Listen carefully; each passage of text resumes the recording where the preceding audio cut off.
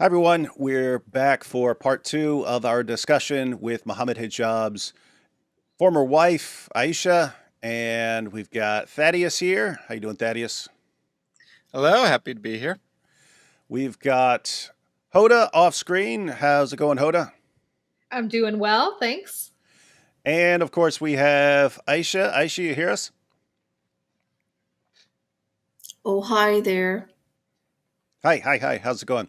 All right. Thank So, you for having me. oh yeah, Thank you yeah. for having me over again. Oh yeah. Always glad to have you here and help you in any way we can. Thaddeus. hmm Why don't you bring everyone up to date? I guess kind of the condensed, shortened version of what's been going on so that we can then jump into the discussion from there.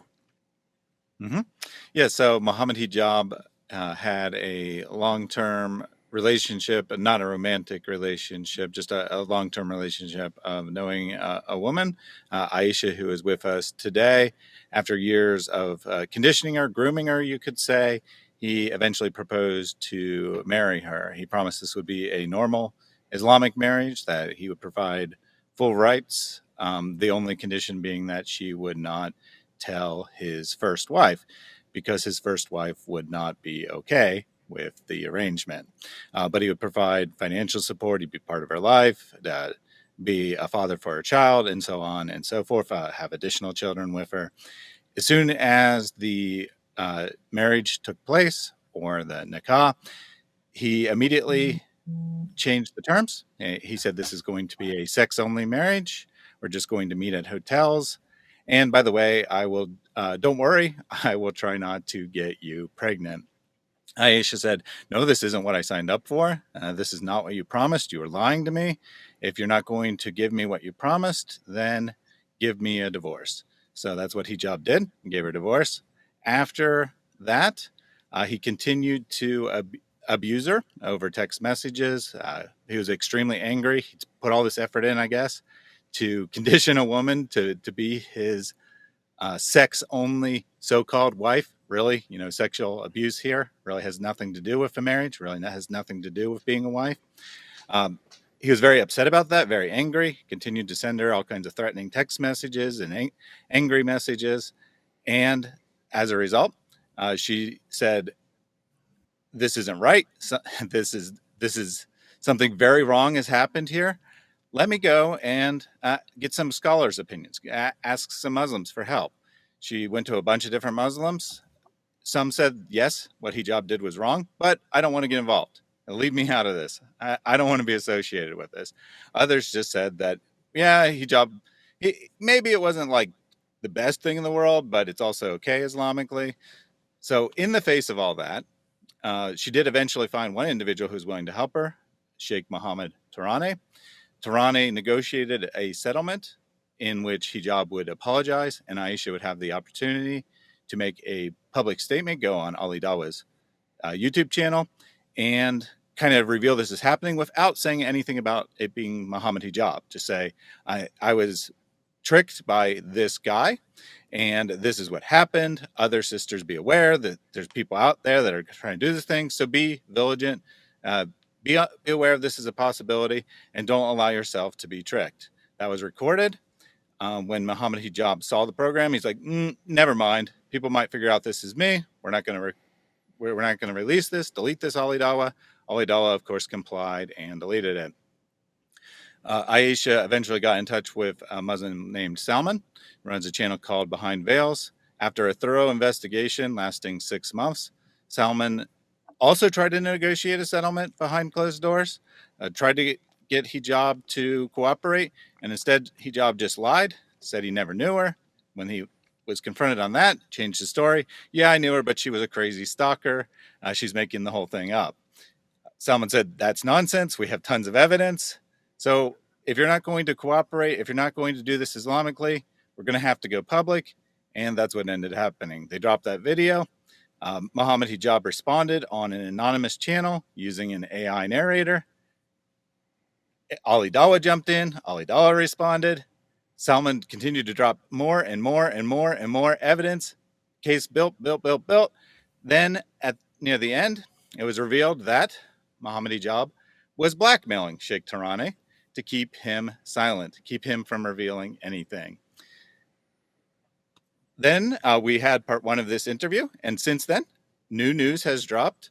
Salman apparently got access to a group chat in which Mohammed Hijab and numerous other da'is are members, and they were conspiring behind closed doors to conceal everything. And that takes us up to where we are today. All right, so that brings everyone up to date. We've got a link to the Behind Veils video where Thaddeus just mentioned in the description box. Definitely want to watch that. Lots of information in there. I just wanted to highlight two things. One where Hijab brings me up, and then we'd like Sister Aisha's reaction to something about her in there, which is possibly the most disturbing thing to emerge from that those text messages. But one of the things we have here, and so we're looking at these are screenshots from Salman's presentation on these text messages. So he's added some of his own notes over on the side. We're not talking about those. We're talking about the texts that are up on the screen.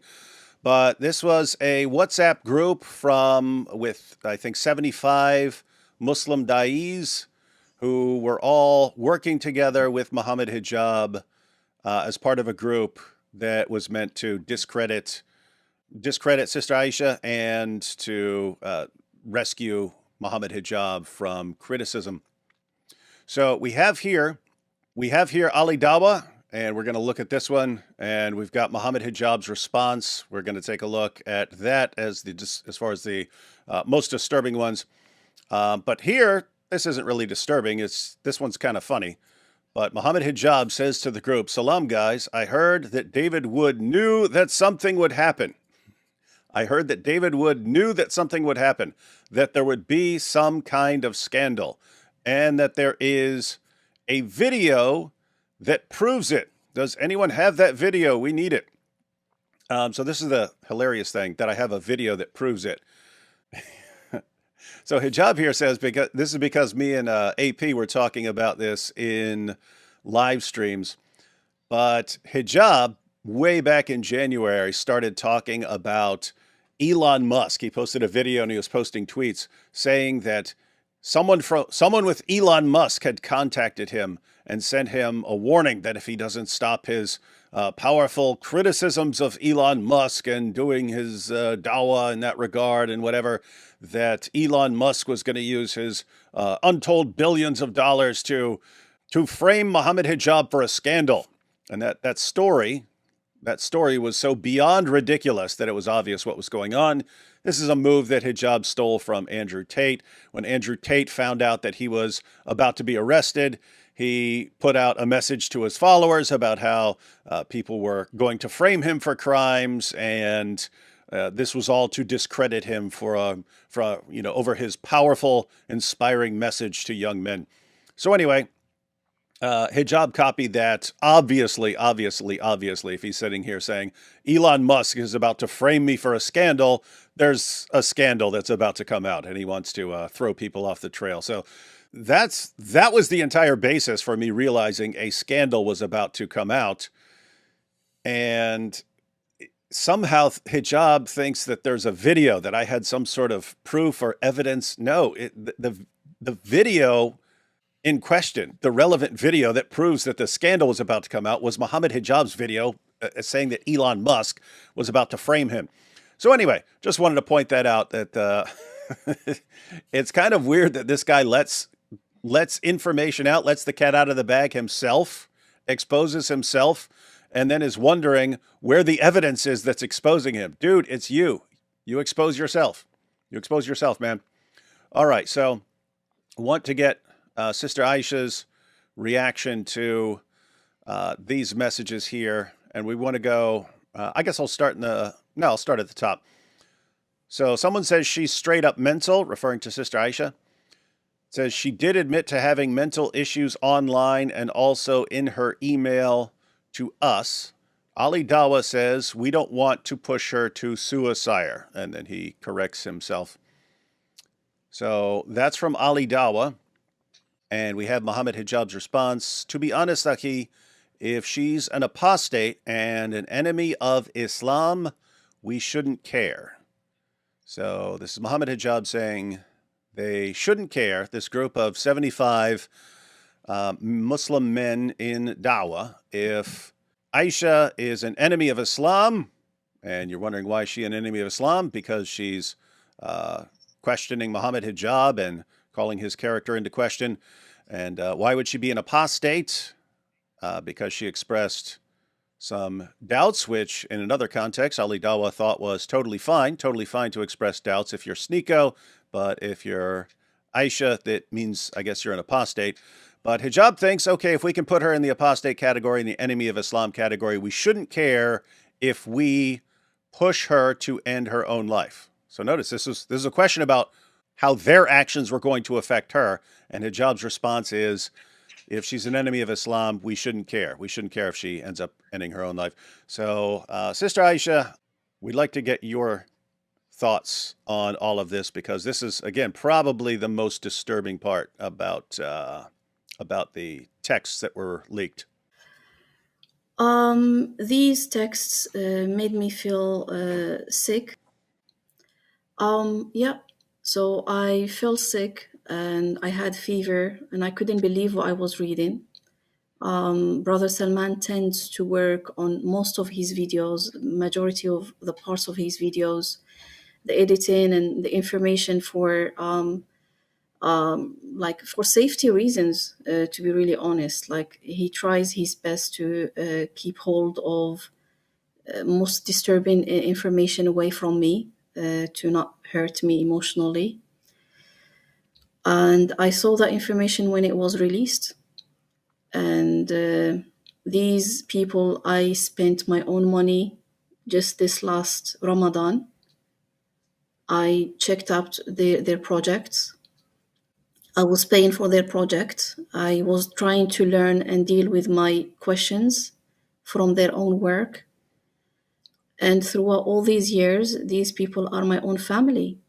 And I'm not going to sugarcoat anything. As I said before, I'm still working on these things. So I am not here to say that I have denounced Islam or I am against them or against Islam. But what I can see clearly here in front of me is extremely disturbing. These are actions of devils. This is the description of devils. These are my own family. Where is the investigation? Where is the digging of the information? Where is فَتَثَبَّتُوا that we have in the Quran? Whatever he says, they are believing it. They are taking it at face value. They are taking it for his words.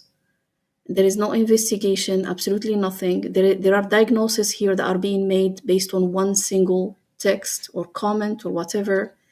I do not think that any of them do actually believe anything about the mental health issues. I think all these things are being just used to cover up on Muhammad Hijab's actions. This was extremely disturbing. It made me feel extremely sick, and I just simply can't believe what I'm reading. Hoda, what are your thoughts on this? To be honest, when I first saw this video, I was horrified. I was somebody who went through my own trauma in the Muslim community that still has an impact on me today. And I just couldn't help but think, these are the same guys who are getting paid thousands upon thousands of dollars to speak. They set up booths and they preach Islam, and they are trying to invite people to Islam, women especially. And I can't help but think, these same women that they will preach Islam to and invite to Islam, their lives don't matter to them in the context of they're going to use you. If they want to marry you and use you and throw you away, and you get pushed to deep depression, suicide, anything, they don't care if you die. The lives of women do not matter to these guys. Yeah, this is some seriously sick stuff. And keep in mind, guys, this is Muhammad Hijab talking about his ex-wife who tried everything she possibly could, to deal with this behind the scenes, not to expose him even, just to get other Muslim women to realize that this is something that's happening. And because she tried to let people know, let Muslim women know, not to let men take advantage of them in this way, that was enough for all of this, attempt to destroy her credibility. And Hijab knows that she's vulnerable in all this. And so the concern arises, what if we push her so hard, destroy her life so much that we actually push her to end her own life? Hijab's response is, we shouldn't care. We shouldn't care. She's an apostate and an enemy of Islam. Again, talking about his ex-wife. So yeah, this is bad stuff. But again, ladies and gentlemen, you can get all of that. You can get all of that and a lot more over on the Behind the Veils channel, and we've got the link to the most recent video in the description box. Really messed up stuff. Aisha, anything else you'd like to share before we get into some other issues? It's basically for the new video, for the new Behind Veils video. Everyone's going to have to go ahead and watch that for themselves. We wanted to draw attention to some of the issues with the Dawa community and how hypocritical these guys are and how this is still a problem. People who go against the grain and expose something in the community can be attacked. So we want to sort of revisit the issue of Imam Nick. But anything else you wanted to cover from the information that was released there?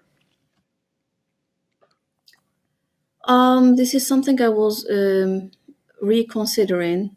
I was hesitant in sharing these details because these are very personal issues, very sensitive issues, and I hope that people can manage and accommodate my English because this is not my first language. So the situation here is all these things and all these details that have happened had actually really pushed me to the edge. And when I look at these comments and I look at what I've been going through in the past 2 years mentally, the implications of all his actions, the smear campaign that happened and started actually very early on, since I started reaching out to people even before I came out public. The stories that he spread amongst those who knew about the marriage, the way he acted, the psychopathic treatment, and all the interactions and all the lies, the deception, and him basically turning into a monster, something I've never seen of him in towards the Muslims, and the way he promoted himself as like, oh, all those actions I do even with the non-Muslims is just for the show, is just like to create the views and so on, and I'm actually really nice. And he's been promoting how he reached out to even AP and in a soft way, and he was like, let's have a good conversation. And I think even AP has spoken about this before.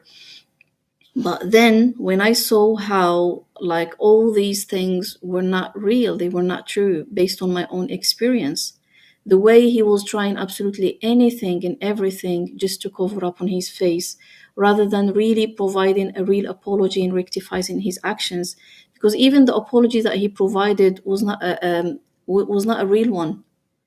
The apology that Sheikh Muhammad Tarawna speaks about, it was not a real apology. That apology was followed with the WhatsApp text conversations that were shared. And that conversation on WhatsApp just was one. There were a few other conversations similar to that. All these things and the implications of them on my life and my child as well pushed me a few times to attempt to analyze myself. So When I read that message that was posted a couple of days ago, I was horrified. This person doesn't even care about absolutely nobody. It's not just a person who was a wife to him. I wanted to raise awareness, and this is why I decided to accept your offer to come on your channel. This was my aim from the get go. I wanted to create a change because the actions he was spreading amongst men are horrible and they destroy other people's lives.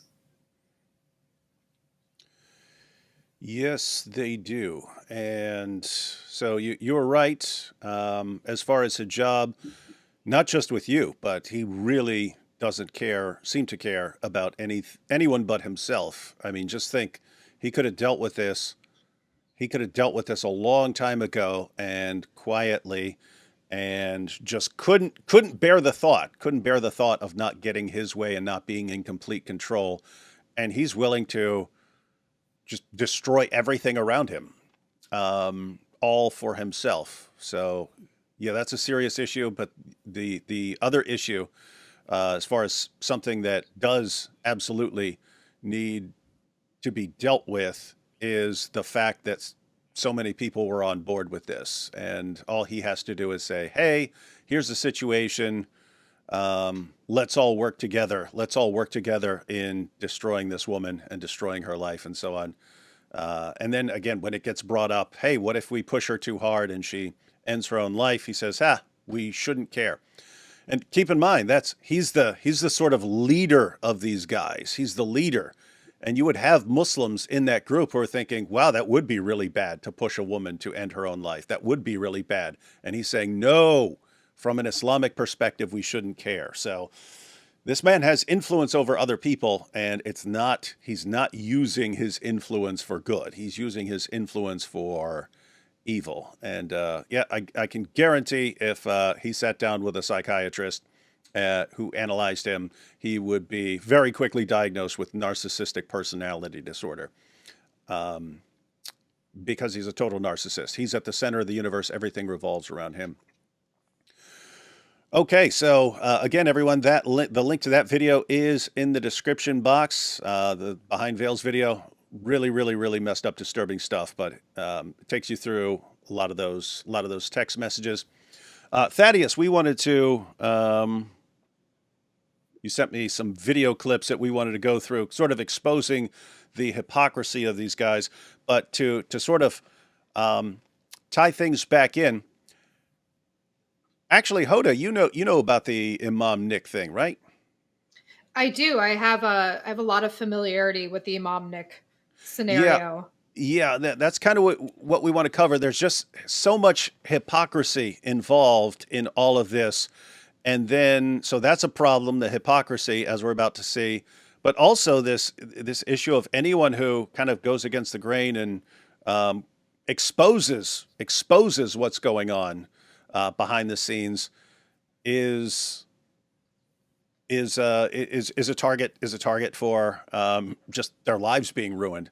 So what's going on with? We covered a bit of we covered the story of Imam Nick last time, but we just wanted to recap with a clip or two. What's the story here? So with Imam Nick, after calling out the child abuse at the Irving Masjid, he consulted many imams like Yasser Qadi, Omar Suleiman, Yasser Birajah, Suhaib Webb, and silence. Nobody wanted to touch this situation with a 10-foot pole. Nobody wanted to listen to him. Nobody wanted to help. They wanted to stay out of it. There's this whole culture of protecting each other, protecting these types of people, and just staying silent about it. And what happened to Imam Nick for speaking out about it and trying to seek help from other imams in his community, he was shunned. And he's struggled for the past 6-7 years now to get his life together again and to rebuild from what happened. He's had trouble finding employment. He's struggled financially. He has a wife and children, and he's not having a good time being shunned from the community. This is what happens if you go against the Dawa mafia, the greater mafia, this group of people. And this is this ties into the story with Sister Aisha in the sense that Imam Nick saw something that was definitely wrong and knew he had to draw attention to it. It's not something you can sweep under the rug. And somehow, in the minds of people, that makes him the bad guy. And again, it's similar with Sister Aisha because she saw a problem, namely that this wasn't just something that was going to happen to her. This is something that's happening to other women. So she realizes she can't just keep this quiet, and that makes her the bad guy to the point where it makes her an apostate in their minds. So this is yeah. Let's go ahead and watch. Let's go ahead and watch a clip from Imam Nick explaining things a bit. If doing the right thing puts me in line with the wrong people that you don't like, I don't care.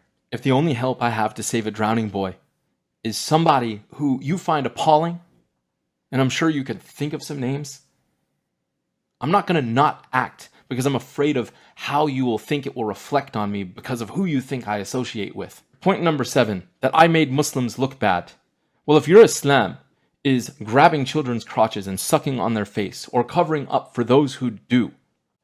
Anyone who didn't see story last time, I mean, Huda shared it a bit there, but we saw video clips last time where he was describing the situation and someone was abusing a child. Again, we've been through this, but the issue here is since he brings this up and exposes it to non-Muslims, therefore it's like he's conspiring with non-Muslims to attack Islam or something, and therefore that makes him someone who's conspiring with the enemy somehow against Islam. Again, same thing they did with Sister Aisha, that because she's sharing this information and even sharing it with people who are going to use it, therefore she's conspiring and collaborating with the enemies of Islam and needs to be targeted, just like Imam Nick here. I didn't make you look bad. I merely put a mirror in front of you. And the mirror doesn't make you look bad. It just shows you who you are. And I have nothing to do with whatever version of Islam that is. You want to make Muslims look good? You should have done the right thing. You should have said something. You should have done something. My Islam doesn't care how you think or how anybody else thinks it looks. You had the opportunity to do the right thing. One of my best friends from college, who's a Roman Catholic and knows a thing or two about this sort of stuff, said to me, man, you served up your community a grand slam. And they struck out. Wow. I have to say that's one of the good things that came out of this entire situation is that we've come across some Muslims that we really like, Thaddeus. We really like Sister Aisha. We really like the work that Salman has done, doing awesome stuff. And I have to say, I wasn't familiar with Imam Nick before, but I really like that guy. You know, you and I, we strongly oppose Islam, but through this, we've learned that there are good Muslims that we can agree with. And Aisha's saying that she strongly opposes what we do, but she's learned through this that there are good people on the Christian side or on the atheist side that are willing to stand up for what is right. And I can Absolutely. Like David shared. Oh, sorry. I wanted to say that you shared your story of your mom, which is a very personal thing, but you decided that you're going to share that in one of the comments. And I think if we can get together on what is good, and I've said this many times, I would appreciate that we all get to share our opinion in a way that would keep everyone, safe, basically, and away from blasphemy and mockery. But obviously, this is my own opinion. To be honest, like from my end, Sister Aisha, I knew of Imam Nick many years ago when I converted. Like I was looking for converts to relate to online and I found him and I liked his content and he was a convert like me. He's a wholesome family man. Like I always, and I still feel like, and I know that Imam Nick is a good human being, especially after what he did. He sacrificed himself for the greater good of his community, right? So again, I've mentioned this before. when it comes to somebody in humanity being wronged, I'm going to side with the person in humanity being wronged. It doesn't matter what background you come from. And even with Imam Nick, when we did a video about him recently, he had a GoFundMe. There was one that Salman set up for him. And then there was another one. I was so surprised. Imam Nick was just in a serious car accident. And I just have such a heart for Imam Nick that I shared his GoFundMe and I helped raise funds for him to help rebuild his life. So for me, it doesn't necessarily matter, Muslim, non-Muslim, Christian. It doesn't matter. If you're a good person and you take on a sacrifice like this for your community, I'm going to want to stand up for you. This is what created a crisis of faith for me. Because any human being with the least sound heart would take action. The least of actions. The silence is deafening and it's terrifying. It's traumatizing for me. No one could possibly understand the degree of trauma this silence is creating, spiritually and otherwise. And I think you're right. And I am appalled at the silence from the Muslim side. Brother Salman has done like great work, amazing. That work is unprecedented. And he did put his life at risk, along with all the team that worked with him. And I appreciate everybody who would stand up for what is good and what is true. That is just really amazing work. That's all I could say. Yeah, that is. It is interesting. We all,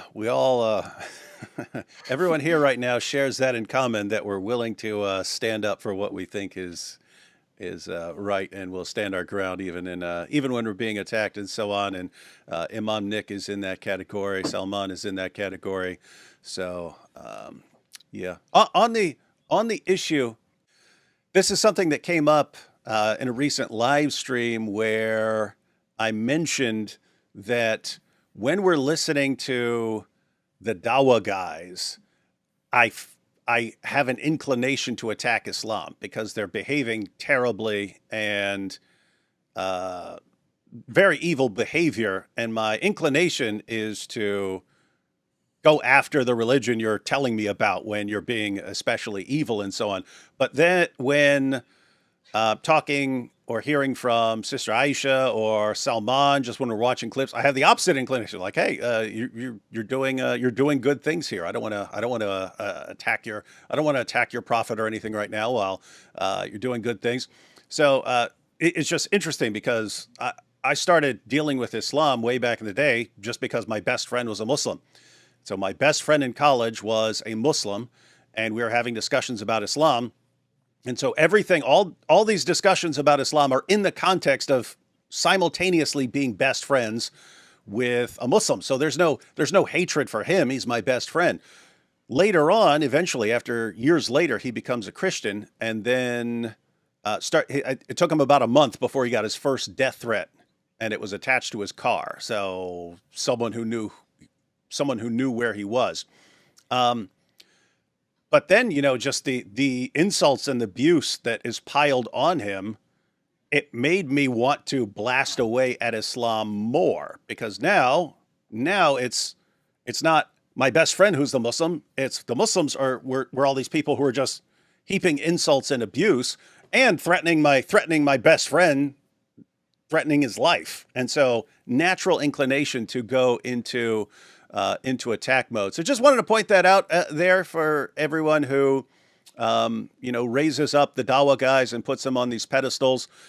When they behave like Muhammad Hijab does, that makes us more inclined to attack your religion. When you're behaving well and standing up for what's right, like Imam Nick or Salman or Aisha, that makes us, even if we still want to criticize Islam and we still want to bring up points about why we disagree with it or why we think it's false and so on, it's not the same inclination to attack it in the same way that we sometimes do. So the point here is, if you really want to protect Islam from criticism, everyone out there, not necessarily from criticism, because I said we'd still do that, but from mockery or insults, probably don't prop up these guys that bring that that out of people with their behavior.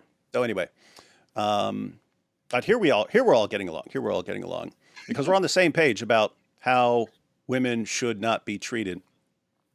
All right, Thaddeus, we wanted to jump into some clips about, because we're pointing out that this is a problem in the Dawa community, especially when it's one of their own. But we've got a couple of clips from EF Dawa here. And Yeah, oh, go ahead. a Christian calls into their show shortly after the story breaks and kind of asks them about it. And they're like, oh, well, we don't know anything. We don't want to talk about someone's private life or whatever. And then he kind of like pushes the issue and says, well, what would you need for this to be a problem?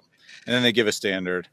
And then lo and behold, that standard is quickly met in, things that develop after that show. And then they're asked a little while later what the standard is, and it completely has changed.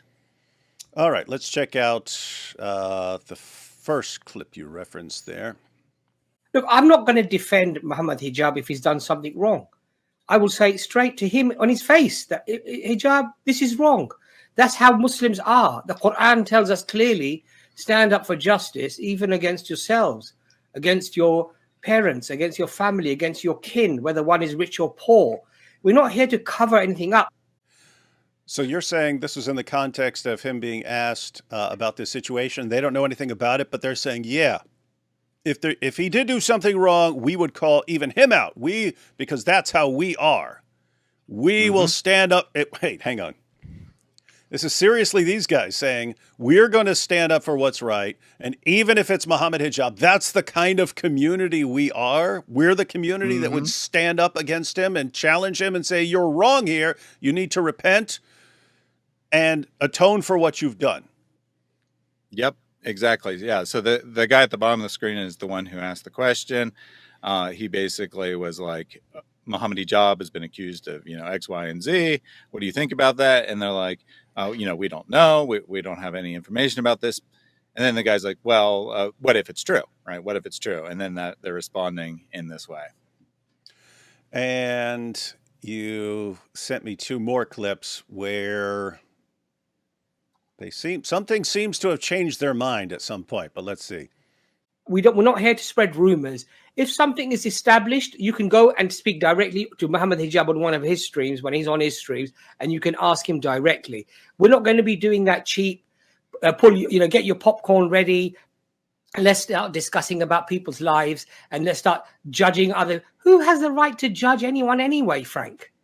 Anyway, come in there, Frank, and before we get the next guest on. Wait, one second. So this clip continues, but a little confused here. So this is actually in the same discussion. At first they say, yes, we would call him out, even if it's Muhammad Hijab. And then they instantly start saying, but if it's private stuff and so on, we don't want to become gossip channels or something like that. Or we don't want to focus on the drama. I put in two clips just to be clear that, it wasn't continuous. There was like some interaction in between. And basically the guy just kept pushing him, right? After they said they'd call him out, and he's like, well, there's all this evidence. It's already out there. And he's like, well, we don't want to get into all that. We don't want to get into gossip if that's not what this show's about. Oh, okay. Yeah. So the first was, we don't know. We need to see evidence. Then he's like, okay, well, the evidence is out there. Salman just posted it. It's on Behind Veils. You can go watch it. And then like, what? No. You can go ask Hijab. You can go ask Hijab what his response is to the evidence. Very strange, but let's let them continue here. I have a comment about this video. Okay. Yeah, I think this Christian person, what he was bringing up was way much more of value than what they made it seem like, because his question was evolving around what Muhammad Hijab was preaching from an Islamic perspective, and he was sharing that on the Bitter Truth.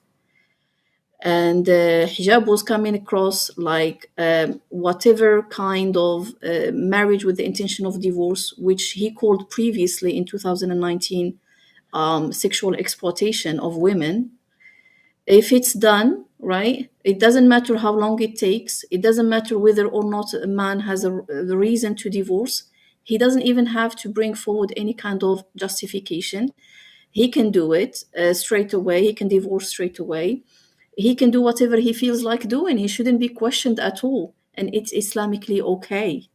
This is his argument. This is Muhammad Hijab's argument. You can deceive a woman regardless of her situation, whether she's young, she's old, she's vulnerable, she's not vulnerable.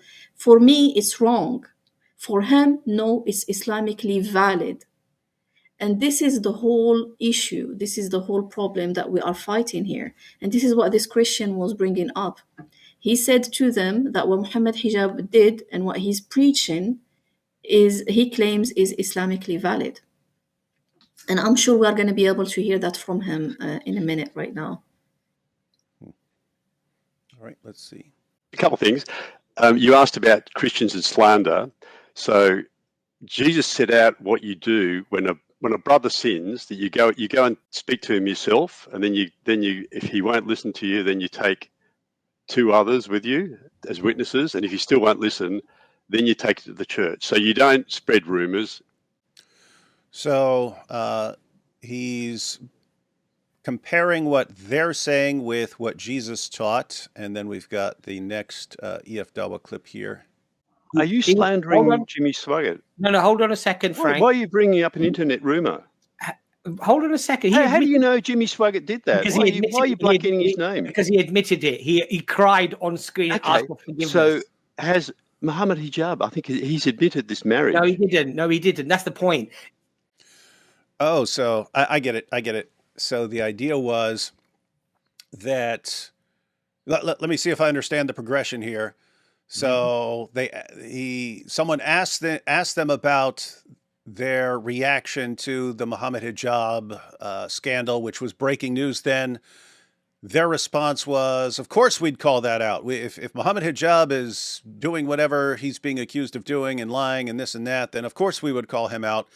And then sounds like the guy kept pressing and saying, but it sounds like he did do that stuff. So you guys gonna call him out? And then it's, no, we don't want to deal with drama. We don't want to talk about people's lives and so on.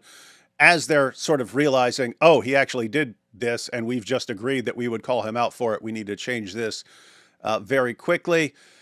And then as this guy, looks like his name goes by English Fellow, but if English Fellow starts comparing what they're saying with what Jesus said, and then at some point they say, but what about Jimmy Swaggart? Look, you've got that scandal. And he said, wait a minute, why are you bringing that up?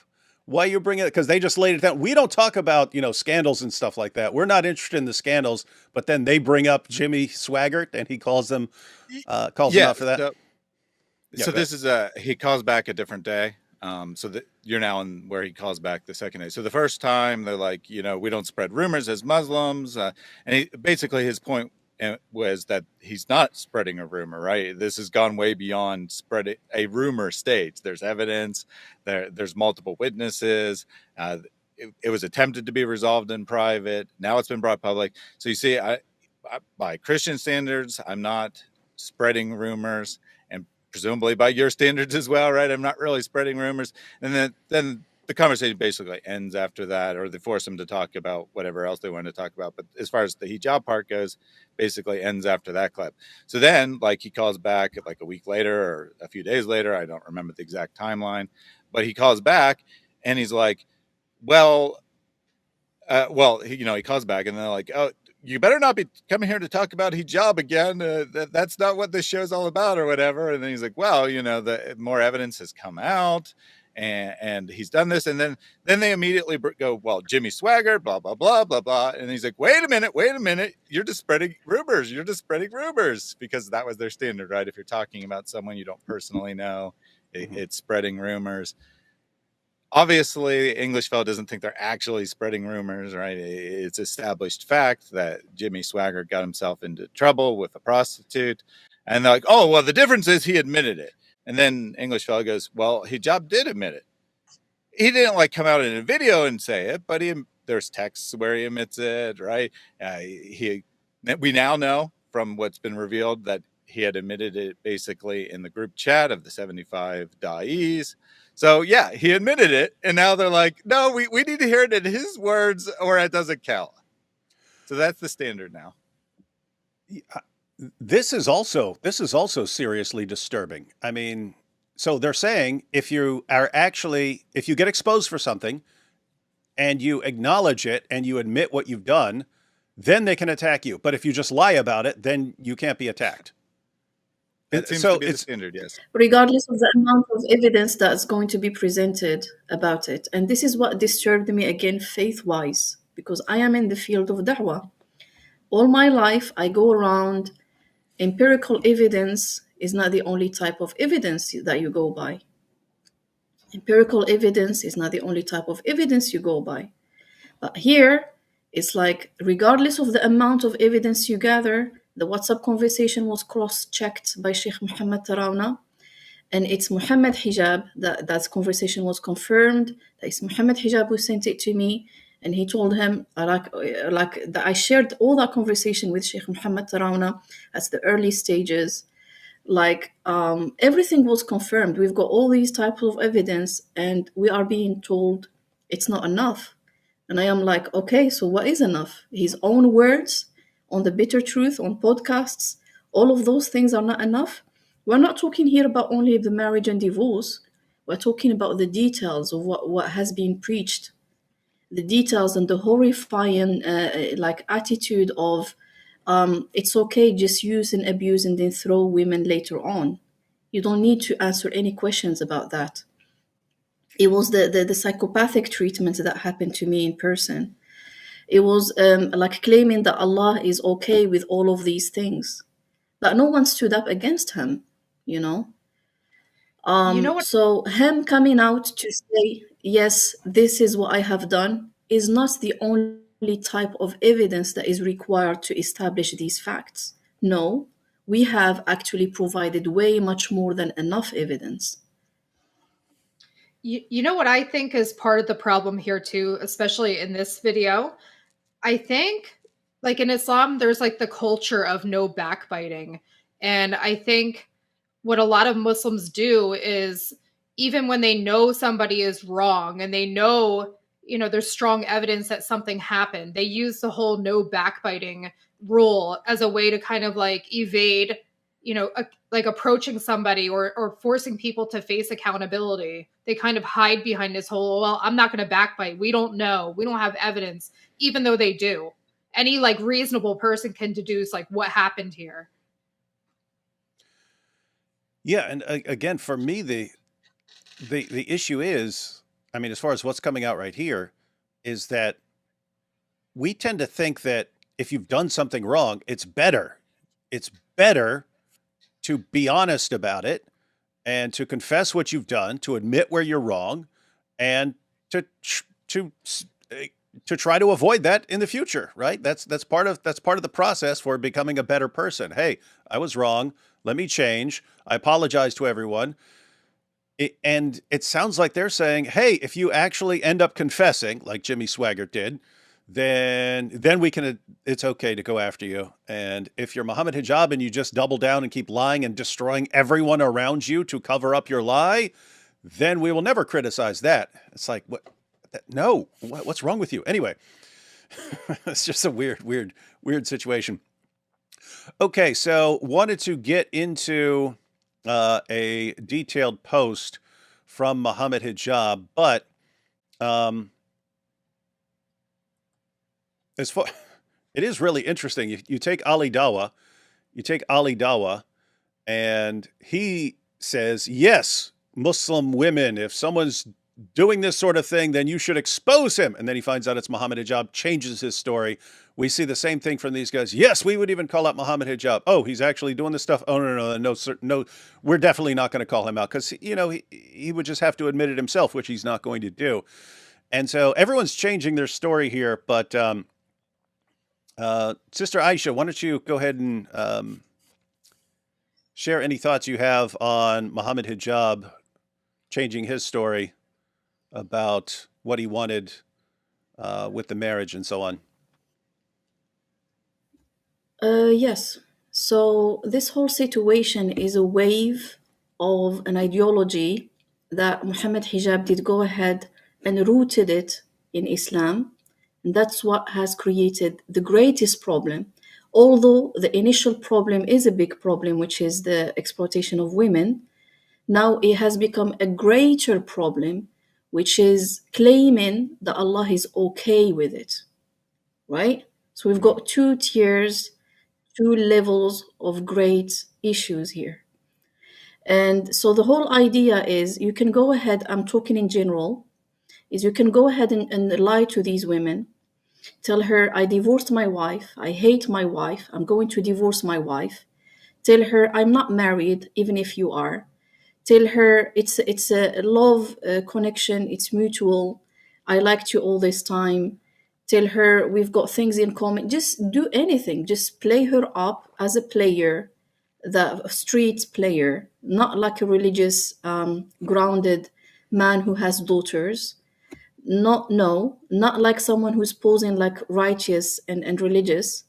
Go play up women, you guys, just to avoid pornography and adultery. It's okay.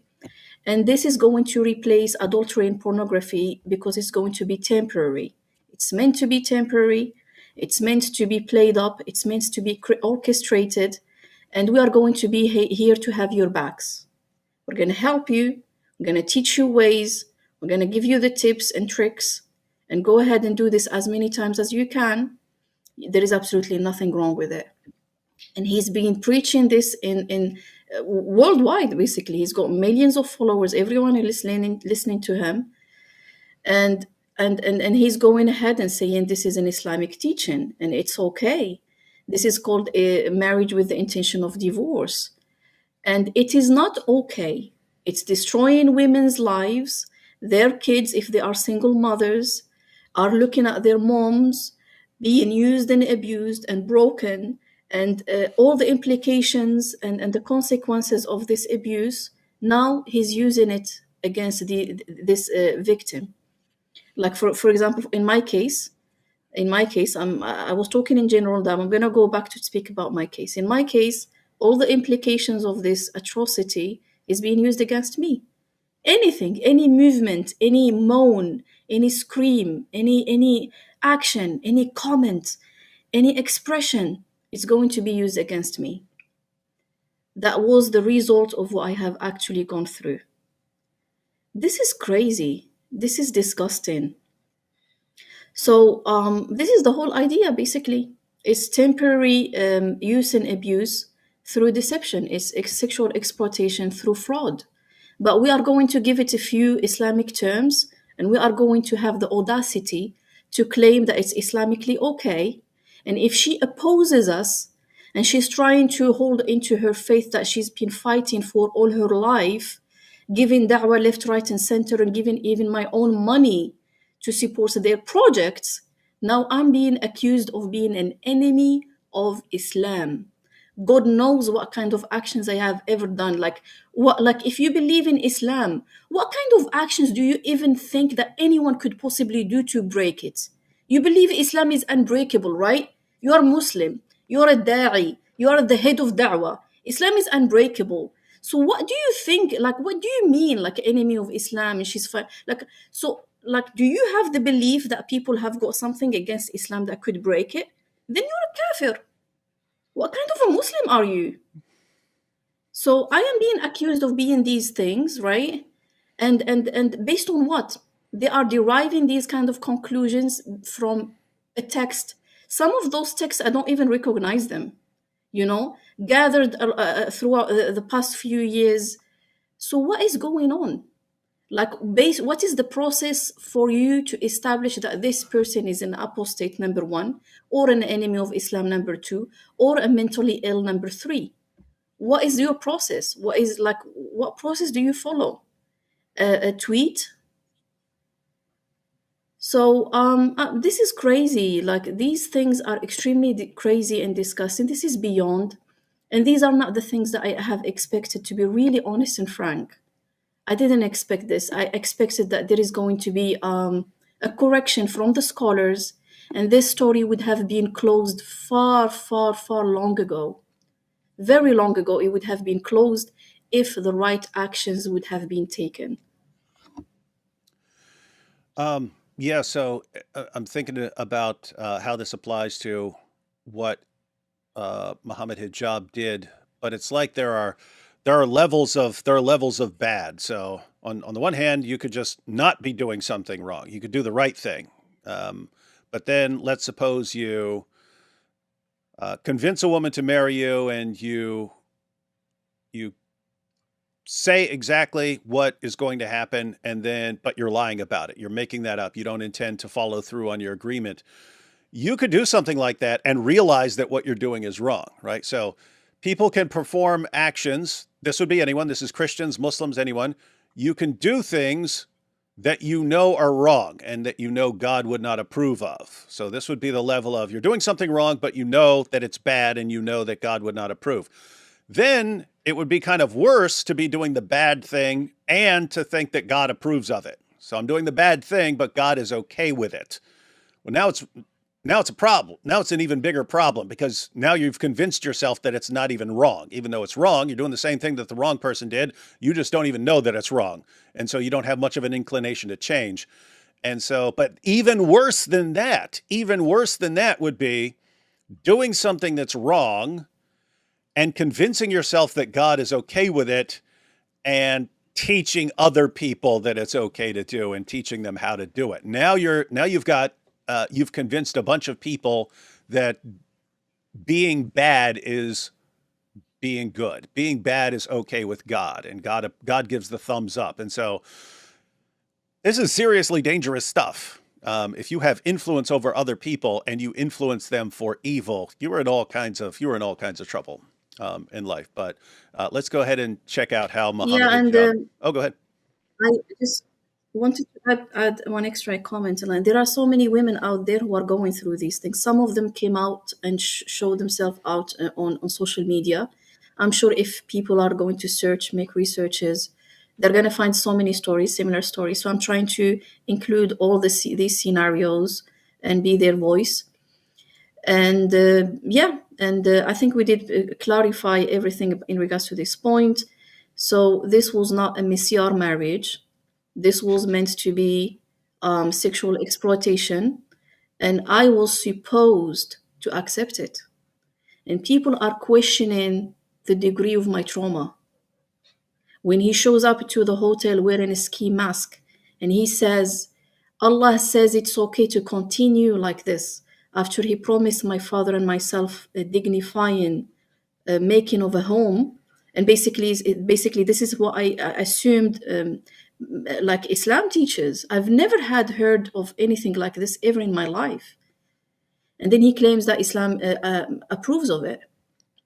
We're going to keep meeting in hotels wearing masks ever after. No kids, no provision, no home. Let's keep the in-laws out of the picture. And you have to believe me when I tell you that I have good intentions, but I have zero intention of changing this scenario.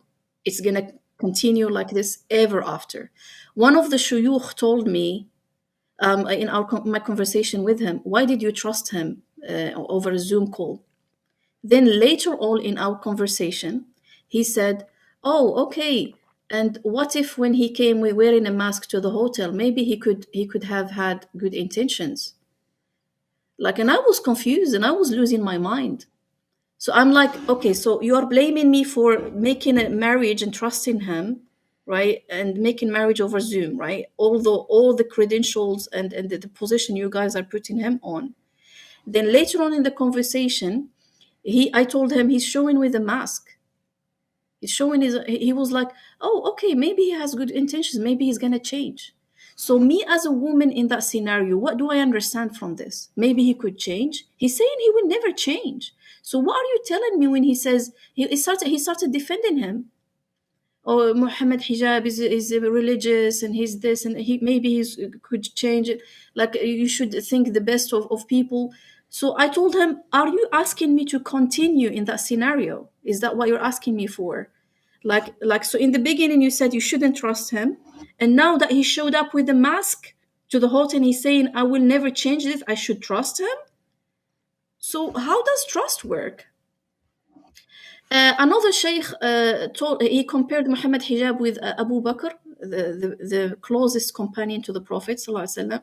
So when I brought up the story in front of him, he said, "Oh, you know, when people have done great jobs for Islam, the sake of Islam in the times of Prophet ﷺ, he brought up Abu Bakr's story. He said some people complained about him, and the Prophet ﷺ said, "Oh, leave my companions alone. They have done great job for Islam." I'm paraphrasing. I'm like, what? No, you are misinterpreting the text. No, the Prophet used to stand against falsehood, right? You are a Muslim, you're a sheikh, this is what you have to say. So there were a few interactions with scholars and the shuyukh I spoke to that created a very big issue for me. And so I thought like it is very important for me to share this. And I hope that there are going to be lessons learned from this story. Aisha, Yeah. Oh, go ahead. I just wanted to say too, you were asking how can Mohammed Hijab and Ali Dawa and all of these guys focus on, you know, your mental health, quote unquote, you being an apostate, you know, not believing in Islam anymore. Like, why did they focus on all of these things? I'm going to tell you right now, like, one of the components of this narcissistic personality disorder that I would say that Mohammed Hijab has is the fact that in order for him to do these horrible things to you, you can't be a love object of his. He has to divest, you know, from you as a love object. And I would say the reason they're focusing on these things, Mohammed Hijab especially, there's paranoia there, right? When people are paranoid, they're going to basically focus on these little small details about you and they're going to make it something bigger than what it is. It's basically they're in a state of paranoia. They know that you hold the truth about this situation and you're coming out about it. So that's why they're focusing on all these little tiny details to try and stitch together this bigger story about you that simply isn't true. Yeah, and just to highlight something, Hijab confessed most of this story and the details that I'm bringing out in public to a lot of scholars. Like, so many of them knew about a lot of details at that early stage when Sheikh Muhammad Rana was involved, and they were giving me answers about them. He did this maybe because of that. He did this maybe because of that. So I've got some names that I didn't want to mention for one single reason. And it's very traumatizing. It's sad. It's disgusting. It's bad. The reason I didn't want to share these names, because I noticed, sadly, that every name that was brought up came out with an oath by Allah or false testimony against me to distance themselves from the story. Ali and Sheikh Muhammad Tarawna. Although Sheikh Muhammad Tarawna has done great job for me, I thank him. At the early stages, he went around, he collected information. However, he was under a lot of pressure. I feel bad for him. I do really feel bad for him. But I am asking myself the following question. What would have happened to me if Salman wouldn't have recorded those phone calls with the Sheikh? What would have the scenario been? So now we've got Sheikh Muhammad Tarawna under pressure, great pressure, disgusting pressure, came out and gave those statements. And then Ali is coming out. In the beginning, he showed up to me as if he's trying to help. Then later on, under Hijab's pressure or whatever, he's now coming out and standing against me and saying she's a liar and attacking me. And basically, this is why I didn't want to bring out any names. There are so many names that were involved, and I'm still reconsidering mentioning those names. Yeah, Aisha, you just you mentioned, you know, what would have happened if he hadn't been recording that or this or that. You look at all the ways this could have gone, and all everything that had turned out different. Like even if you hadn't gotten in touch with Salman,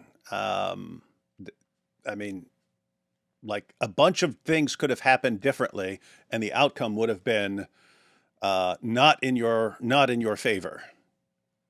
I have to say, I don't believe in Islam, but in this whole situation, I believe God is on your side because too many things turned out.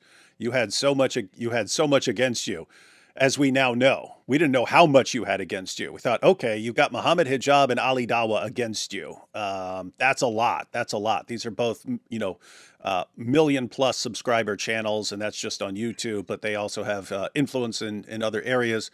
But just having them against you would be very difficult to overcome. Now we know that there's an entire community of Dawa guys who have channels and so on, who have lots of influence, and they're all conspiring. They're all conspiring against you, and yet they're the ones who are all being exposed right now. And everything that comes out just shows that you are right and you've been telling the truth all along and they've been lying all along. And so, yeah, I think whatever else happens, I believe God is helping you right now. All right. So Aisha mentioned Muhammad Hijab trying to defend all this from an Islamic perspective. Check this out here. Now, this is a long post. Anyone jump in whenever you want to point anything out. Or if it's too much, just say at some point that's enough or something like that. But let's go ahead and see Muhammad Hijab in action, because this is a man who wants to defend everything he does using and use his religion to do this. But Thaddeus, what are we reading here?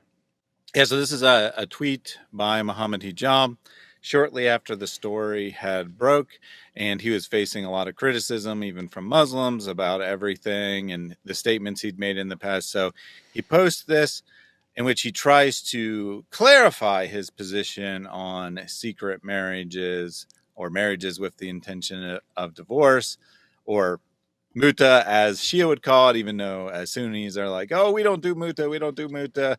But he's like, all these things, right? These issues that are floating around, people are attacking for it. He's like, okay, I'm going to clarify my position. And he ends up contradicting some of the things that he said on the public record previously in his attempts to, clarify the situation, which he's not involved in any way, right? Because he's still maintaining that this is all a complete made-up attack on him, and he's pretending that he's not making any statements on it, that he's ignoring it, even though he's releasing videos on an anonymous channel. All right, so let's see what we've got here. He says, on secret marriages. I guess I could do it in my hijab voice, but marriages with the intention of divorce and muta, juridical clarification. This statement offers a clarification of certain conceptual positions within Islamic legal discourse, especially those that were recently discussed in an episode of The Bitter Truth. Following that appearance, several of my remarks were either misconstrued or reduced to personal opinion. What was presented was not a personal defense or prescriptive argument, but a descriptive account of legal perspectives grounded in the classical tradition. This clarification revisits those points with greater precision and attention to juristic structure. So already sounds like people started using the clips to criticize him and then make fun of his position, and so he has to clarify. Yeah, just one thing that stood out to me there. He said, this is not a personal, or it wasn't a personal defense when I went on Bitter. Exactly. Because we all interpreted it, especially in light of the things coming out, as him finding justifications for his own behavior. But no. He says it wasn't. That's not what he was doing. He told on himself again. Yes, I'm saying this for a friend.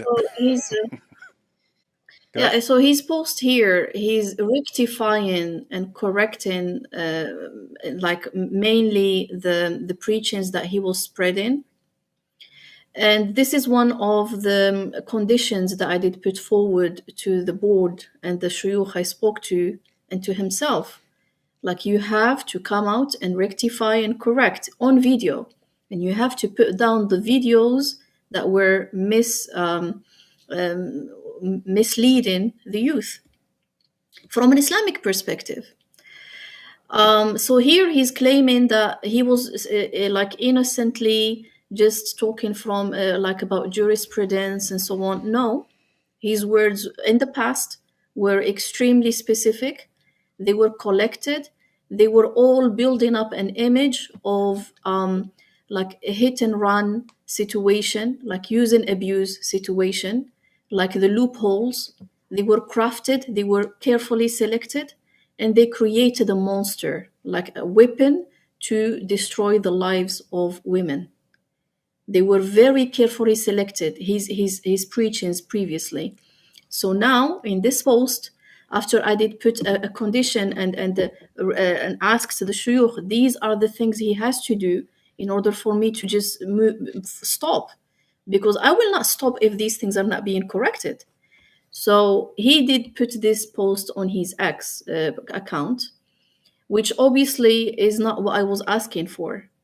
I was asking for him to come out on a video, apologize about his action and the destruction that he caused, and admit his mistakes, and also make the corrections on video and put down all the other videos that are misleading the youth. So this attempt is just to shut me down, just to ask me to stop. But this is not what I was asking for. So basically, I didn't. Interesting. So this wasn't some random post, or wasn't even simply him trying to defend himself, because anyone who watched the clips thought he was talking about himself, and then starts making fun of him. And so this isn't even just him trying to defend himself against criticism. You're saying that this was him trying to keep you quiet by, okay, she wants me to do this and then she'll keep quiet, so let me go ahead and do this. And you're saying, no, this wasn't enough. This wasn't what I asked for. Yes. All right. So Hijab says, on so-called secret marriages, the term secret marriage is frequently misapplied. What was discussed in the aforementioned episode was not a marriage conducted in legal secrecy, but one in which the first wife was not notified or consulted. According to the overwhelming majority of jurists across the 4 Sunni schools, such notification is not a legal condition for the validity of a subsequent nikah. This view reflects a long-established interpretive norm within fiqh and should not be read as a marginal or isolated opinion. Islamic jurisprudence, however, does not function exclusively through abstract validation. The classical legal tradition distinguishes between the theoretical derivation of a ruling and its applied manifestation in context. The latter is not an ethical addendum, but an intrinsic part of legal assessment. A practice that meets technical conditions may still be impermissible in application if it leads to disproportionate harm or undermines the objectives of the Sharia. So sounds like he's saying, hey, just because you can defend something doesn't necessarily mean it's the correct course of action, because there are other considerations like harm and so on. Yeah, he's kind of. Yeah, so I think what Hijab is saying is that you can't just go by the technicalities. You have to consider the whole situation. You can't just find loopholes, so to speak. You have to consider what the consequences of your actions are. So I guess my question to him would be then, didn't your actions lead to disproportionate harm? So are you saying that you did something wrong? Because if you are, then just come out and admit that. And if you're not saying that, then I don't really understand what your argument is exactly. Because all of your argument was, this is technically allowed on the bitter truth, right? On the bitter truth, you're like, this is technically allowed. You even use terms like, oh, you can give black lies to your wives. So I'm not really sure how this is anyway a quote unquote clarification. If you're now admitting you're wrong, just say you're wrong. It's just weird because everything I hear from Hijab when he's talking about rulings on various issues. Everything he says it sounds like he just looks for technicalities and what he can get away with. So for him to be saying, "Hey, that's not the only factor. You have to be considering the consequences or the harm that you're causing." Yes, Thaddeus is pointing out. Think about the harm that he caused here. Is it disproportionate to whatever he's using it to justify? But also, like, even afterwards, like hijab, you trying to cover things up and you lying to cover these things up. Look at the damage you're doing. You're destroying not just the situation you're in, but you're ruining things for all these other guys who are being exposed now, and in various ways. One is, this whole situation led to Ali Dawa being exposed for whatever he was doing with his secret extra wife.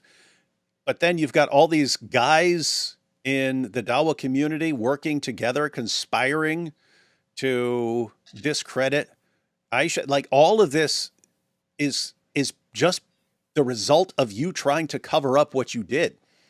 And I mean, I just think about that. If you really believe that you need to pay attention to the consequences of your actions, you might want to check out the consequences of your actions. But let's see here. He says, accordingly, while such marriages may fulfill the criteria of legal form, they may also cause severe social, emotional, and familial damage. It is on this basis, not despite the law, but through it, that many scholars would deem them impermissible in practice. Exceptional cases may arise in which discretion or concealment becomes a protective necessity, such as in situations involving credible threats or legal entrapment, but these remain marginal and must not be extrapolated into general rulings.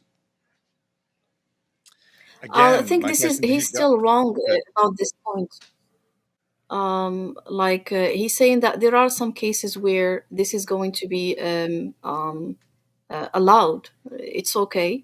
If you can just please go back with the slide, trying to go over what he just said in the last paragraph, right? Mm-hmm. So he said, exceptional cases may arise in which discretion and concealment becomes a protective necessity.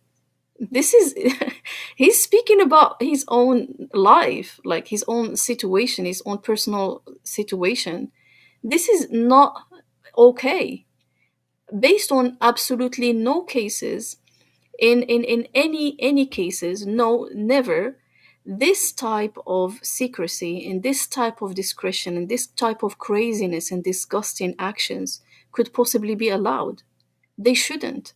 Like, he's talking about concealment to the point where the other woman would be treated like a halal prostitute just for the concealment, right? Is like, let's conceal. For the concealment, no kids. For the concealment, no home. For the concealment, no in-laws. For the concealment, shut up. For the concealment, wear masks. For the concealment, we go in separate. We come out separate. Are you crazy? Are you sick? What? He said in some circumstances to avoid legal entrapment. Excuse me. If you've got issues in your life, legal entrapment, and I'm talking in general, I'm talking addressing men in general. If you got issues in your life, fix them. Don't go practice like deception to other women and destroy their. They matter. They are human beings. They've got a soul that you have destroyed. You've got a life that you have destroyed, right? So do not practice these things. There is no exceptions. It says like discretion and concealment and whatnot. Like, if there are women who do agree to these things and they consent to these things, I think that's a whole different topic that we're not talking about here. If she's is a grown adult and she gave permission to whatever kind of craziness, that's her, right? But here, if you are going to involve the deception and the lies and manipulation and the tactics and all these things, and then include these kind of practices later on, this is crazy. And for women who do accept these kinds of things, I personally do not think it's halal. It's impermissible. Marriage was meant to be the making of a family, a home, companionship, right? For the rest of the life of the two. Like in Islam, we've got polygamy. That is something that we're not discussing here. I know you guys that you don't understand that, you don't accept it probably. But like in the concept of polygamy, even in polygamy, there has to be a home, care, like a human being who cares of his family, big family, right? In a home, children, everybody knows about everything. So this secrecy details, I had to make a last comment about it, because some people were commenting and saying, you didn't want to let his wife know. In Islam, I wasn't doing something wrong or bad in order for me to go and let her know.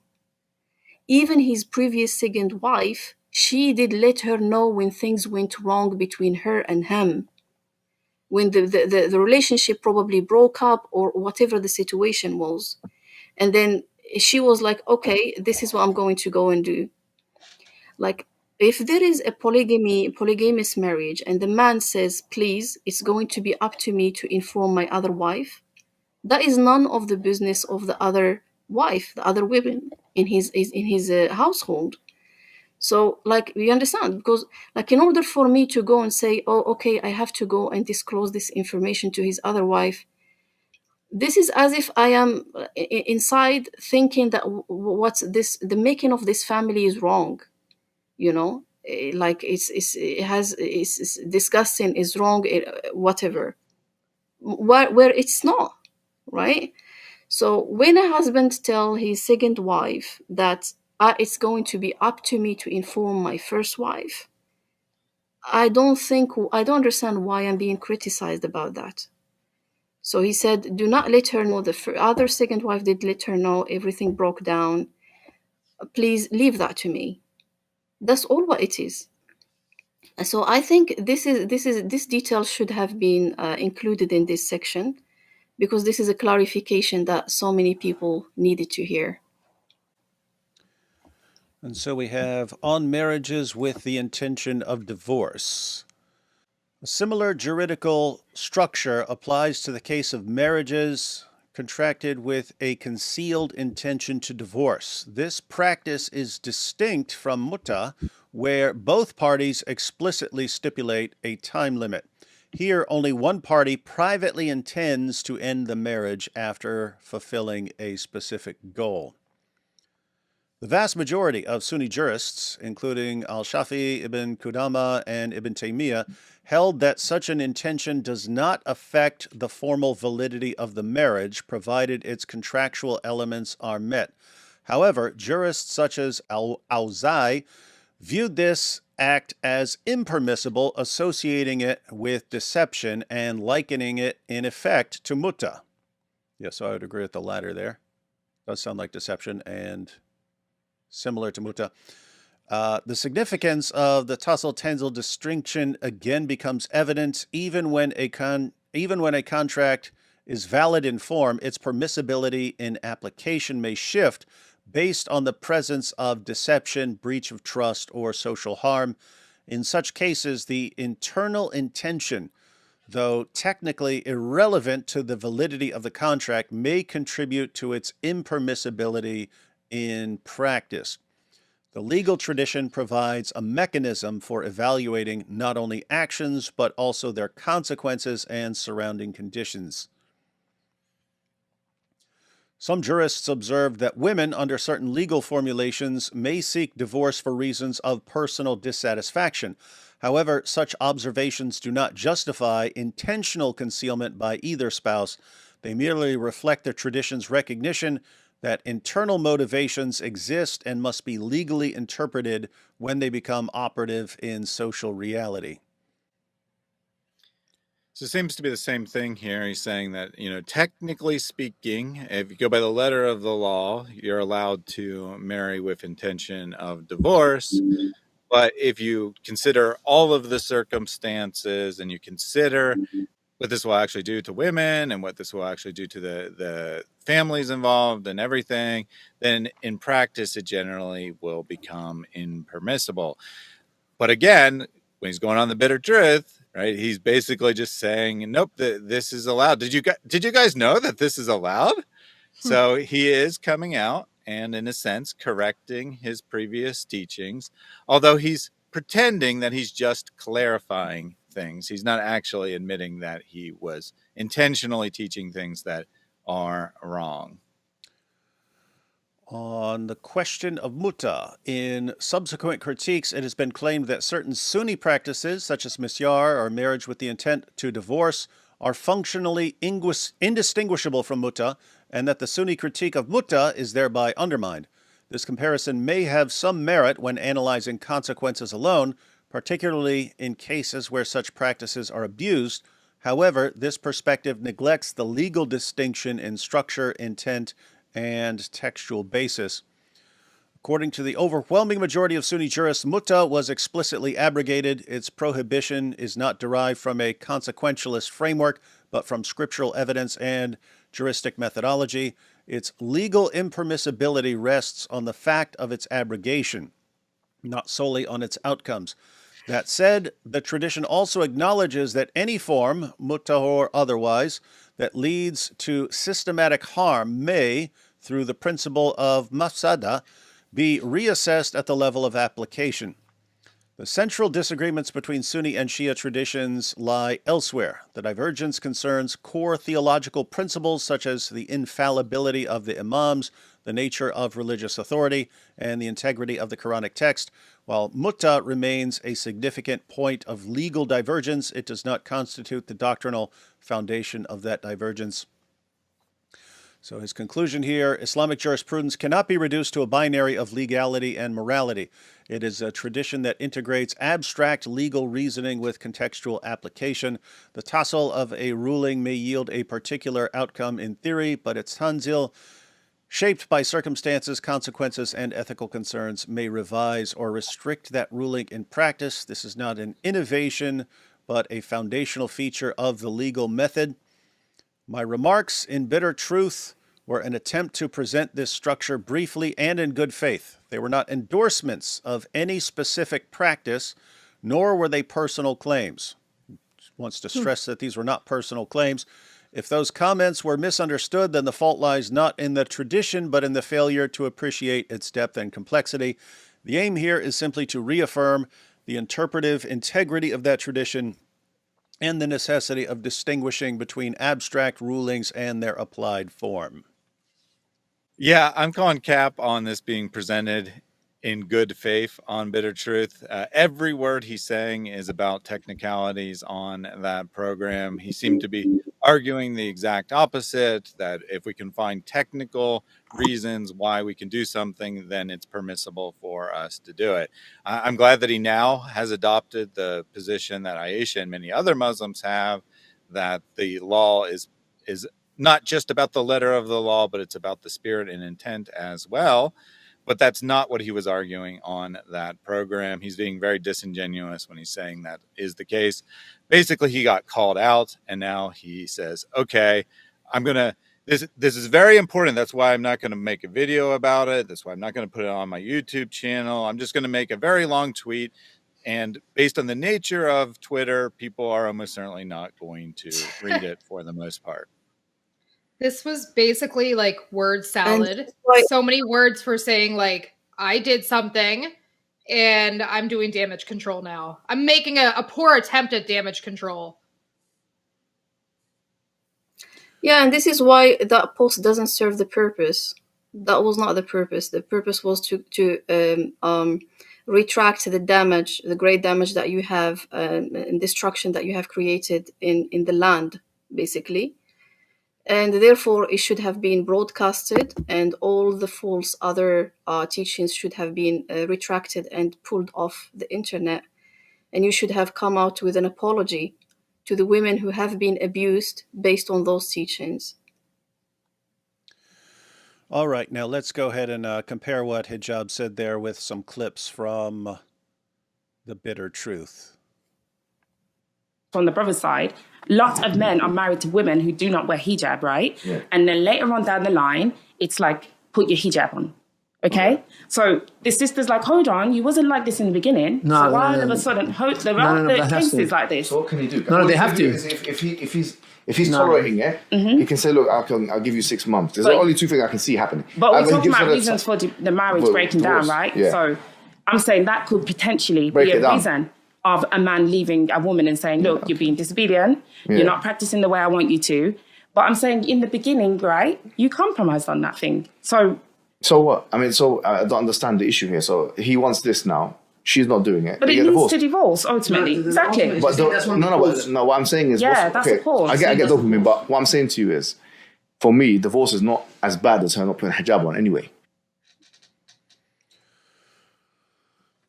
What's going on here? So what we've got here, sorry, I'm just going to make a quick comment about this. So what we've got here is he's changing his position that he put in the bitter truth previously, which was like, you have to keep your word, you have to respect your word. If you agree on something and you sign on something, you have contract on something, you have to follow it as a man. But here he's going like, he can do whatever he feels like doing. Listen, divorce has to be so he's creating an environment like it's a natural reflex after his actions. He's trying to create an environment that shows that divorce is okay, regardless of the amount of damage it could possibly create on the women. Like marriage has to be an easy affair. Like divorce has to be an easy affair. He can come, he can go, he can divorce, he can agree, he can disagree, he can promise, he can break his promise. Like he can do whatever he wants, as long as he's not committing adultery and he's not watching pornography. And even in this short clip right here, it sounded like the issue was, suppose a man marries a woman and he tells her it's fine if she doesn't want to wear the hijab, but then after they get married, he says, "No, now I want you to wear the hijab." And so they're asking him about that, and he's like, "Well, if that's what he wants, that's what he wants, and the alternative is divorce." Mm-hmm. And so that sounds similar. That sounds similar to what he did with you, although it doesn't sound like he changed his mind. It sounds like this was his plan all along. But after you get married, then it's okay. Now here's how it's going to be, and the only alternative is divorce. But he's the one who put you in that entire position to begin with, and was intending to do so in order to kind of keep you in that position. So, yeah, it sounds like he's defending the idea. Yeah, absolutely. This was the plan based on what I have experienced, because he had a back and forth previous to the nikah that I couldn't understand. He was putting himself forward on the phone because we had phone calls, but at the same time putting forward his friends. That confused me. And he was first, and then there was the first proposal where he spoke to my father, and then he retracted, and he didn't give much explanations. So all those actions, and he told me, I'm trying to do what is best for you. And I was confused.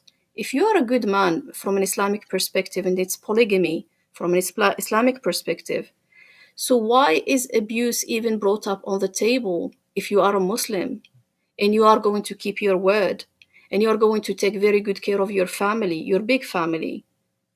So therefore, there are things that were in hiding from the get-go that have created that situation of going back and forth and hesitance in getting the marriage done. And so these things were in his head, and it was orchestrated, it was pre-planned. And yeah. Mm-hmm. Yeah. So the lady there in blue there asked, a man and a woman, they get married, they have an agreement. It happens to be around hijab, but in principle, it could be anything. And then the man says decides something else. How is this right? And hijab's response is, so what? He changed his mind. Yeah. He can, and if she doesn't like that, she can get a divorce. Those are the options, right? So they had an agreement. In this case, it was around hijab, and man changes his mind. Oh, well. You got two options. You can do what he says, or you can get a divorce, which makes your contract or your terms or your agreement before the marriage basically meaningless, because the man has unlimited authority to change it in whatever way he wants at any time, according to hijab. All right, and now we have another clip from The Bitter Truth, Muhammad Hijab on changing marriage terms. Or let's say, for example, you're not married, but you're addicted to pornography. You're not lowering your gaze. You're not doing nothing that Islam is saying. You're distracted. You're actually still in pain from your previous, whatever it may be, right? Which of the two situations better? For me, even if, I'm not going to say like these scholars who say marriage with the intention of divorce, they actually mention with the intention of divorce, right? I'm not going to say go into any marriage. I agree with you. I mean, with anyone, right? Do not go into any marriage with the intention of divorce. But what if you go into a marriage and say the following, with the following intention? I'm going to go into this marriage and we'll test the waters. I don't know if I'm going to be with this woman for the rest of my life or not. How about that? Because that intention for me is better than going into like effectively pornography addiction or zina, which are the two big ailments of the time. So yeah, the two clips actually got out of order. This one is on marriage with the intention of divorce. The one we just watched was on changing terms. But what Hijab is saying is, well, you got some options, right? You got some options in the modern world. You could like actually fall in love with a woman and commit your life to her. But, that's probably not going to happen. So if that's not the case, then you got two options. You can look at pornography, you can commit adultery, or, you can just enter into a marriage and say, it may work, it may not. We might get divorced after a week. Basically saying that marriage is just the exact same thing as a pornography addiction or adultery. But we signed a legal contract and that's much better now, is the idea here. So he says, if you marry someone with the intent to divorce, just like I married someone who I knew had the intent to divorce over a Zoom call or a WhatsApp call, that's fine. That's still better. That's still better than having the same sexual relationship outside of marriage. So it's all good. It might not be ideal, but it's okay because it's better than the alternative. That's what he's saying. And he's talking about testing the waters. He's talking about testing the waters and, hey, maybe I'm not even intending to marrying and then intending to divorce, but maybe I'm understanding that I'll marry her, and if she's everything, that I tell her to be, then maybe I'll stick with her. And if I start telling her what to do and she doesn't listen, then, well, I tested the waters, and now it's divorce. Anyway, what were we saying, Aisha? Yeah, so I was saying, notice here that from Hijab's perspective, from his speeches, he only cares about men. I don't know if anyone is capable of noticing this. Like, who cares? Like, he's literally as if he's saying, who cares? Like, he doesn't see the woman at all. Like, whether you just want to try her, whether you just want to use her and later ditch her, whether you like who cares? Like, who are you? Where are your kids? Where is your life? Where is your youth? We've already stigmatized you. And so regardless of what happens to you, you're damaged, like you're unworthy of nothing. So whatever we do of you does not matter. So even if I'm going to marry you and divorce you, regardless of what my intentions are, regardless of how I view marriage, regardless of whatever I do of you, it does not matter. As soon as I'm going to divorce, you can go to hell. Go kill yourself. Like he said in his text messages on WhatsApp. We don't care if you kill yourself. Go kill yourself. Yeah. You are divorced twice. We've stigmatized you in the community as divorcees have no value.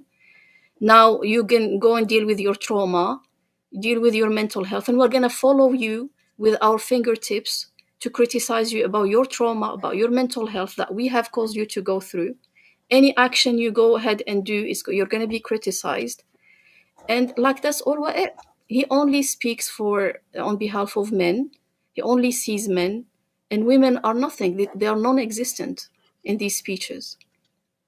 So, like, in terms of what I have gone through personally, it was like, either you're going to agree to these terms or it's divorce. And I went for the divorce straight away. He told me, this is a divorce that was initiated by you. This is what he told me. He told me the divorce was initiated by you. It's not initiated by me. So if you want me to take you back, just agree to my terms. Like, imagine, like, so I had this conversation with him. You know, I had this, you can still come back if you agree to what I want from you, which is just to be a halal prostitute, Wow. you know. He's established a clear. Yeah, basically. Sorry. Go ahead. Yeah, no. So there are so many women are going through these things, and like, so these are this is the influence that the youth are getting. He's established a clear pattern here 3 times, I would argue. His first wife, he married her, had an entire family with her, from what I understand. And then he decided to take a second wife and discarded her. And also by taking a second wife and, you know, not informing his first wife, you're showing your first wife is just a tool. She's a tool to get whatever you want out of her. You know, you're getting the family, you're getting probably some structure there. And then he gets the second wife, discards her. Then he gets you and discards you. Like, women, he's developed a pattern of showing that he uses women as tools. Something to use, get what he wants, discard. Yeah, and again, the serious issue, the issue that makes it more serious is that he has massive influence over other people, especially young Muslims. And, you know, it's similar to the situation with Andrew Tate. Andrew Tate was influencing a lot of young men and giving them some very bad ideas about how to treat women. And Sister Aisha's right. He seems to, everything he's saying is just, it's not just for him, it's how men can get away with treating women. And there never seems to be the slightest concern about the well-being or the good of the women. Creepy stuff. But let's go ahead. Just wanted to add one extra point really quick. Like what you said here, what you're pointing at here is even worse than Andrew Tate, by the way. This is what made me talk, because Andrew Tate is not graduate from Al-Azhar. Andrew Tate doesn't have like PhDs or whatever master degrees in Islamic studies and whatnot. David would Andrew Tate does not, like, he doesn't have people, scholars from the Middle East sit at his feet while he's giving a speech. Andrew Tate is not a Muslim clergy. He's not advertised as a da'i, as the head of the da'wah. So Muhammad Hijab's actions and his influence is even worse, is way much more dangerous. And that's why he's being exposed right now. Thaddeus, we have the issue of secrecy coming up with, looks like some back and forth. Mm-hmm.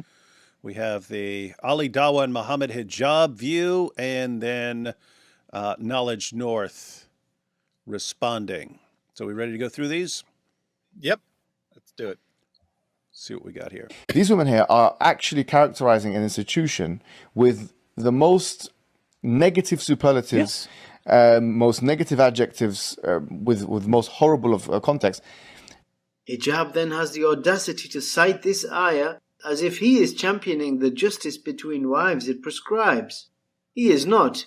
He is advocating secret sex marriages, which he knows will end in broken hearts and broken homes the moment the side wife demands her fair and God-given equal rights. Sorry to say this, but it does seem to be an inqiyad issue, a submission issue, an Islam issue. It's an issue of submission and iman.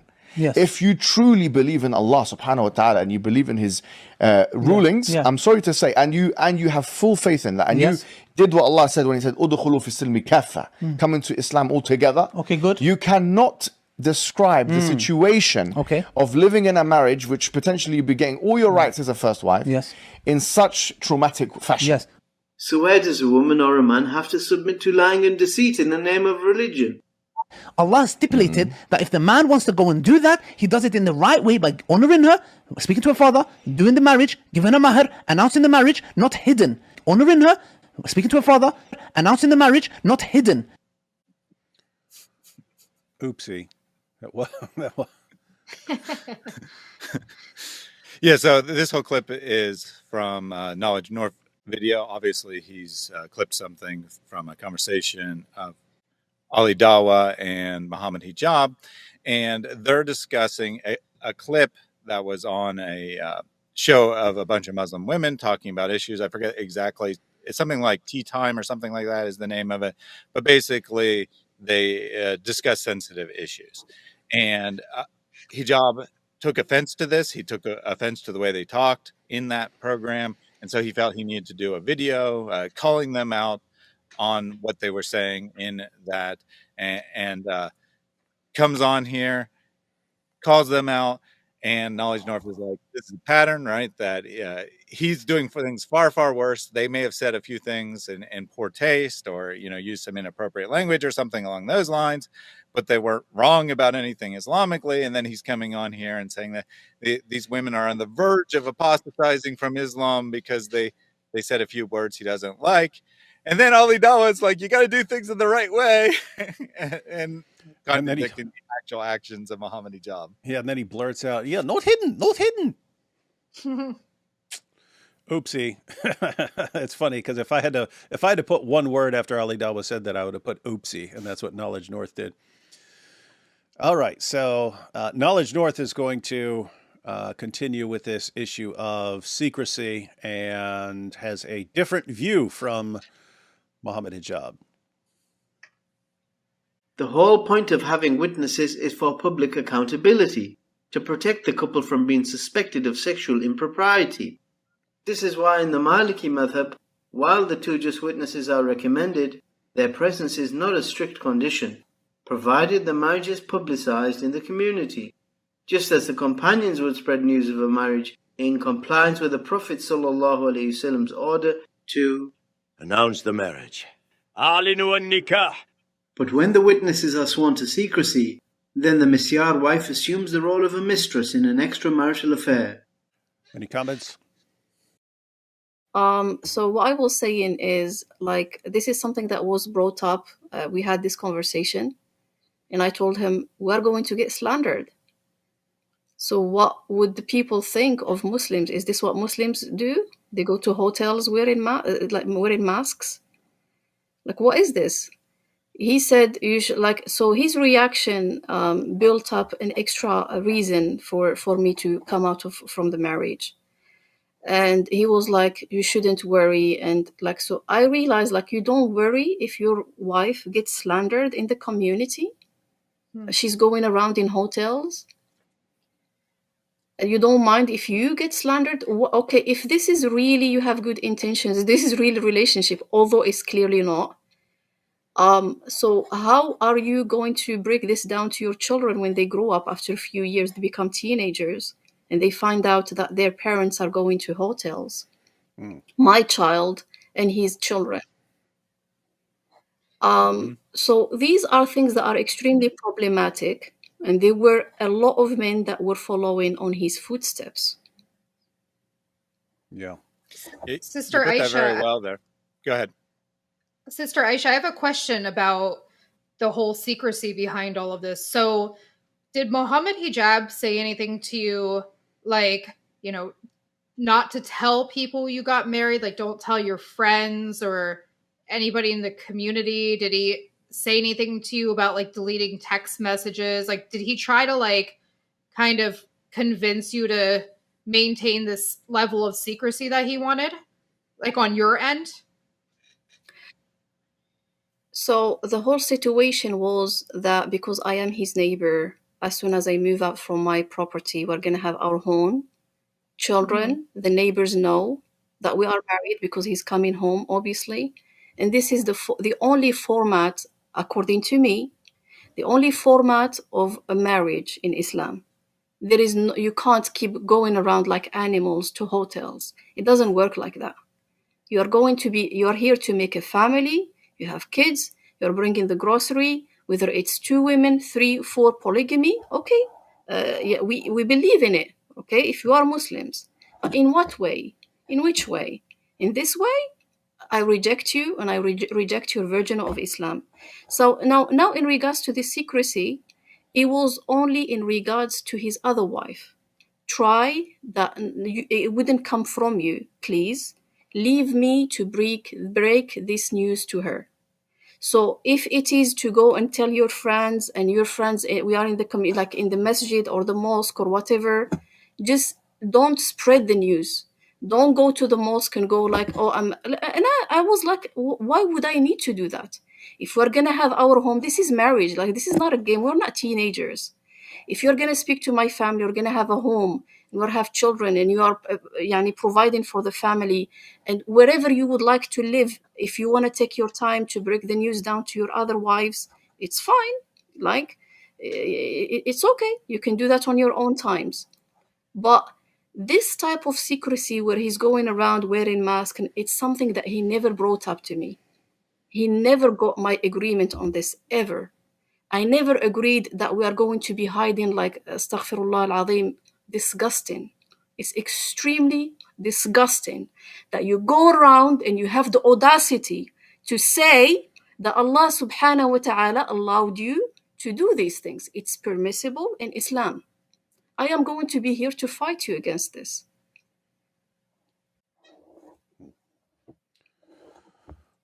All right, let's check out Ibn Taymiyyah, what he has to say. As for a secret marriage, it is akin to the marriage of prostitutes. Sabian institute, prostitute. Allah the Exalted said, "Chaste women, not those who commit fornication or take them as lovers." So secret marriage is akin to the practice of those who have secret lovers. So I guess hijab, the idea here is hijab has Ibn Taymiyyah going against him? Mm-hmm.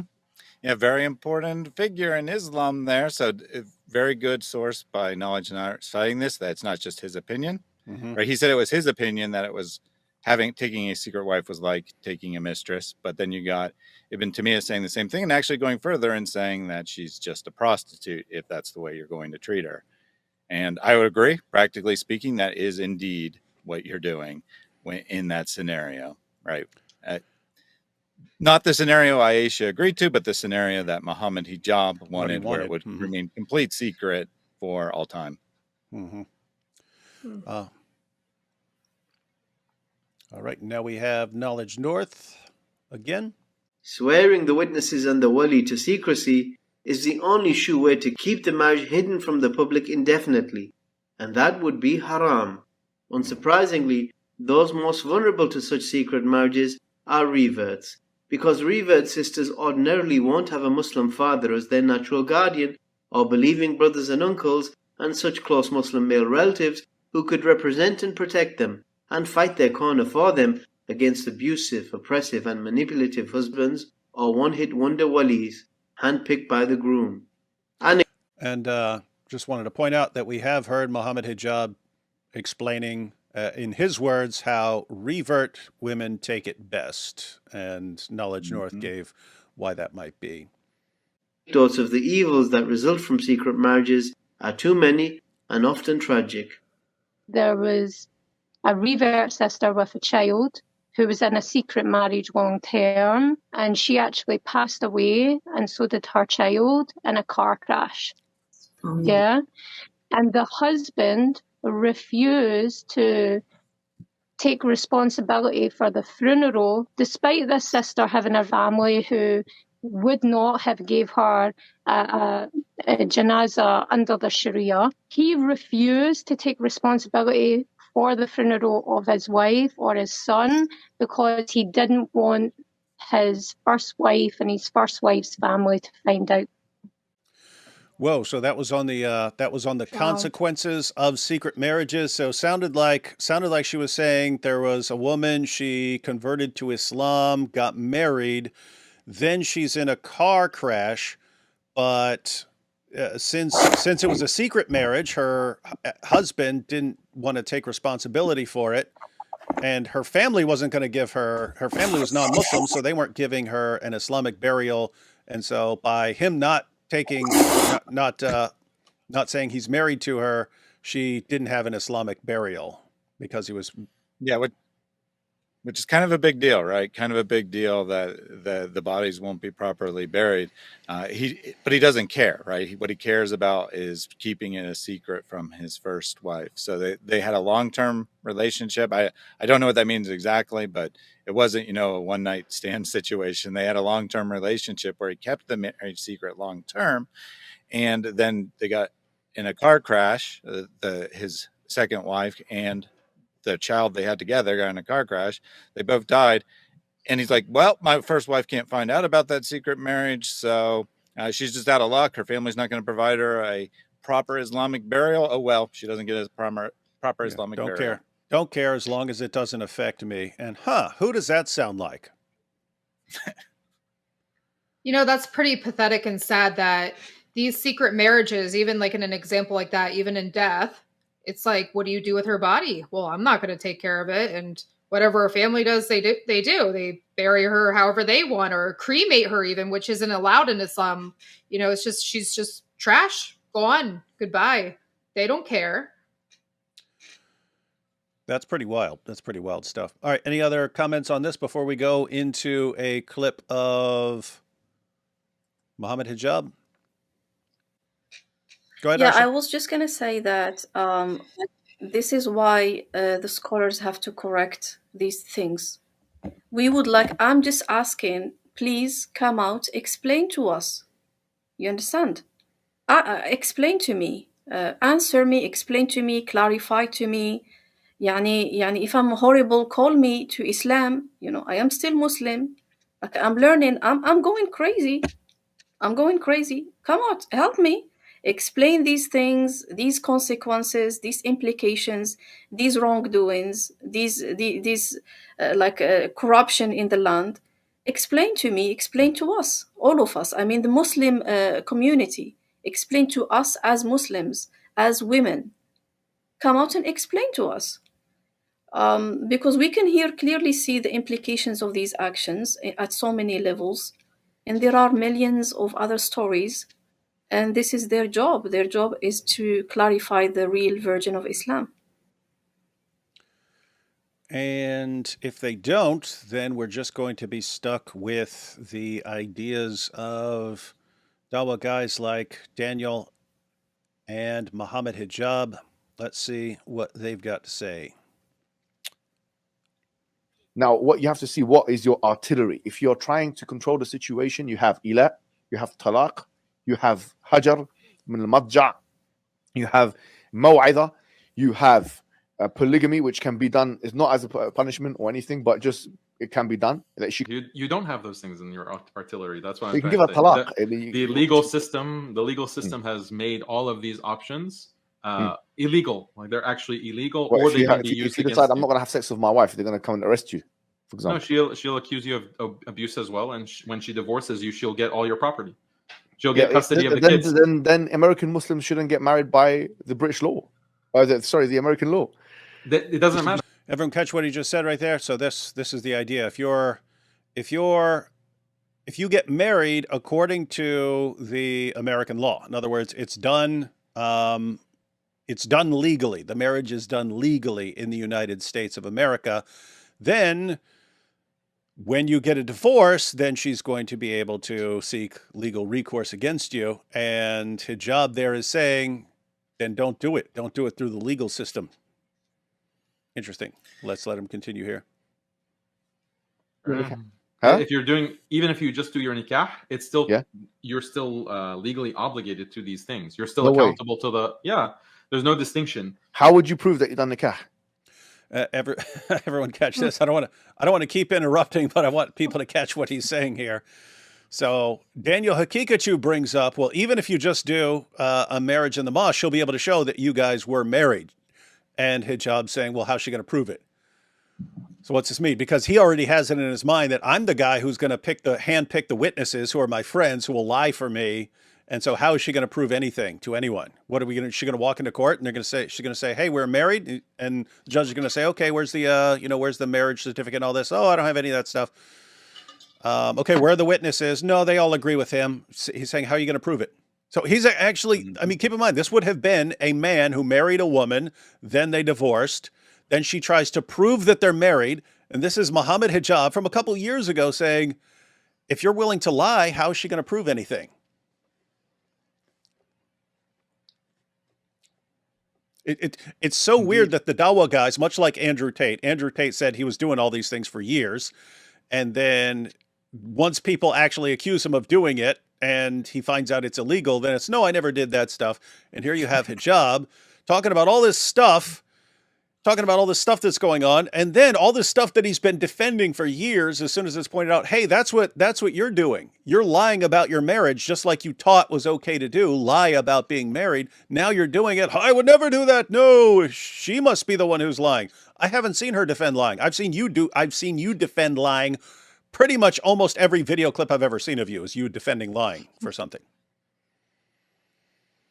And the whole conversation here is about, so Hijab says, like, you got tools, you can manipulate women, right? That's the whole context of the conversation, is you got all these tools you can use against your wives who, want to be treated as decent human beings or whatever.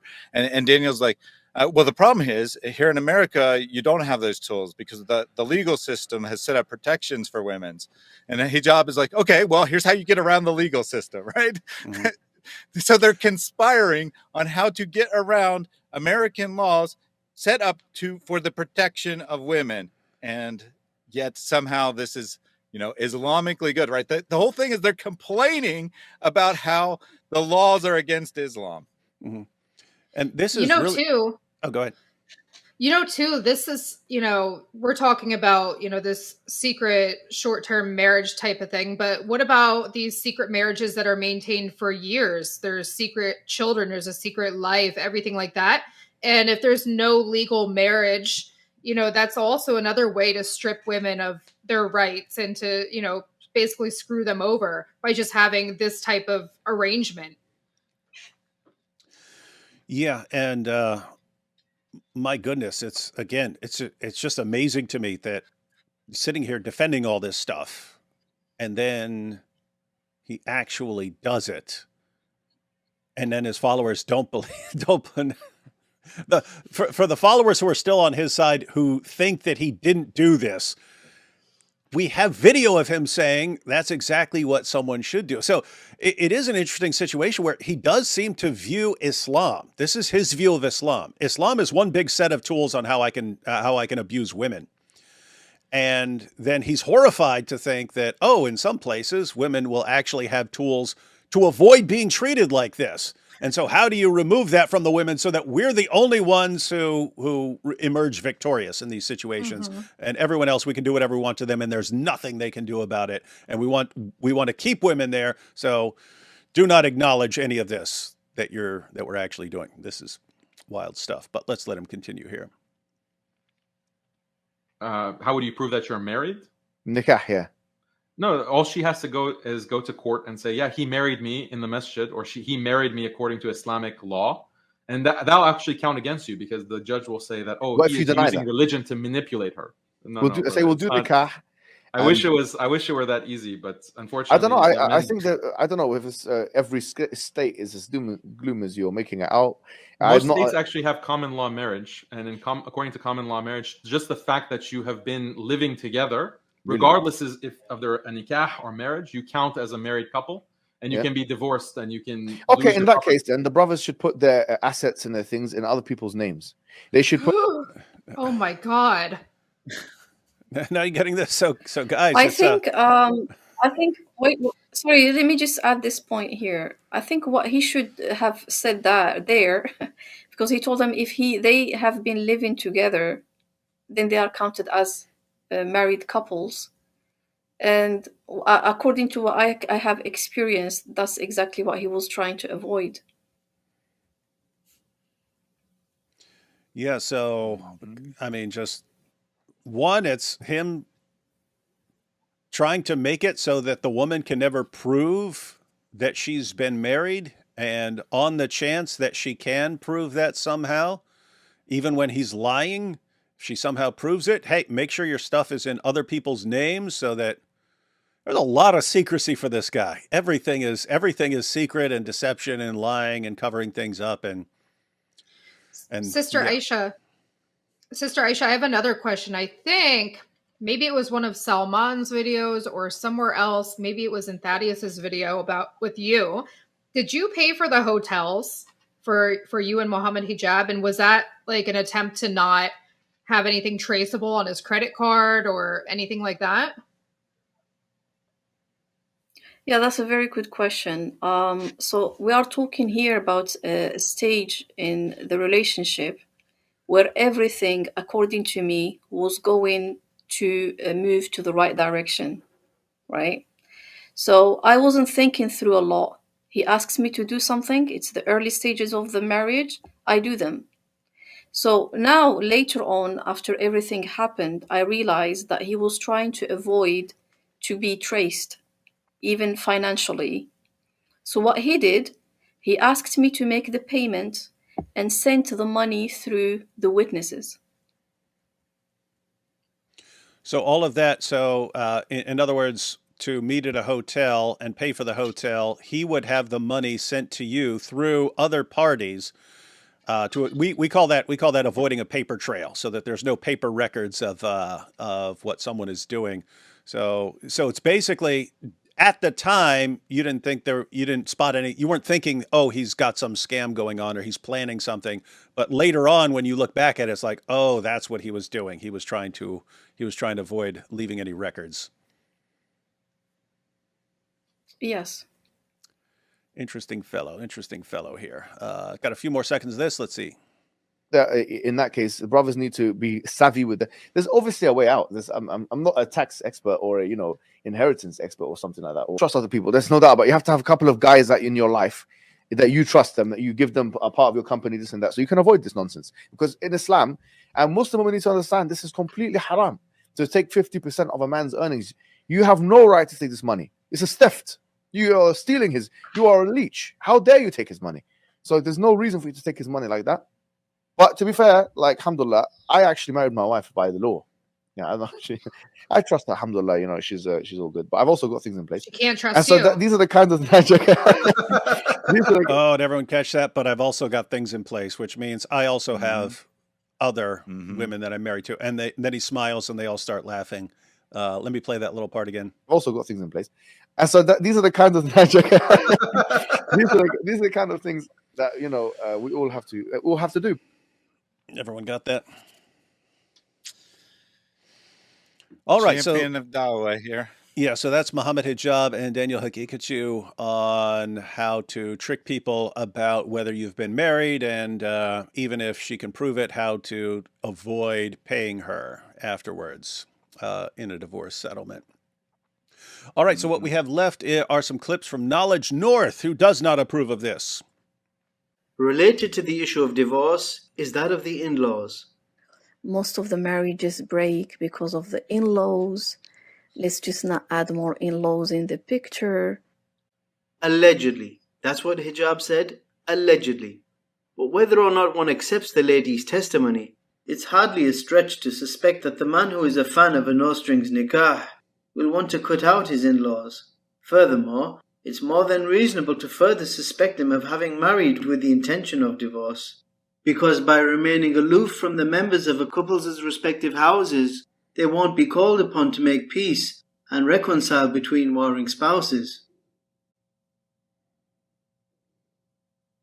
Even if, according to the strict letter of the law, you have the right to opt out of speaking to your in-laws, that's the opposite of virtue. So I guess these are among the tools in Mohammed Hijab's tool belt for how to convince your secret wife that it needs to be kept secret. We don't want to, or how to avoid dealing with in-laws. In-laws are going to make things more difficult, or what advice he would give to Muslim men. Hey, if you want to avoid some stuff with in-laws, then keep things secret. Any thoughts on this before we go? Well, in the context of the previous discussion with Daniel, it becomes even more apparent, right? So the reason that I put this in here is because of him wanting to avoid talking to Aisha's in-laws. But in context of the previous clip, I'm just now realizing that this is also to avoid any proof, right? Mm-hmm. This isn't just him not wanting to do something. This is a way to avoid any evidence, because if there are in-laws who know about it. They could testify in court, right? They could say, yeah, they were married. We know about this. So if you keep everyone out of it, you don't let anyone know about it other than the woman, obviously, and a couple of your buddies that you convinced to lie for you, then you're good. No one will ever know. You can't be proven in court. You can't be held responsible. Yeah, so sounds like there's the real reason you want to avoid the in-laws, which is you don't want them to be able to testify as witnesses that you were in fact married. So that's the real reason, but you need to explain to your wife why you don't want to talk to her in-laws, and you don't want to say, well, it's because I don't want any witnesses. So you say, oh, but in-laws make things so complicated and so on. So why don't we just go ahead and, stay away from that whole issue? The fact that he is on video talking about, oh, you need a few good friends, this and that, and then there's this group of 75 dais, and then it just pieces together like an even fuller picture of who's the liar here and who's the one telling the truth here. Mohammed Hijab is basically talking about himself and his own life scenarios and what he did to get away with this stuff. Yeah, definitely. And that carries through. Again, almost every clip I see from Mohammed Hijab for the past couple of years is him defending lying. And the ways he's defending lying are exactly the ways that he was lying in life.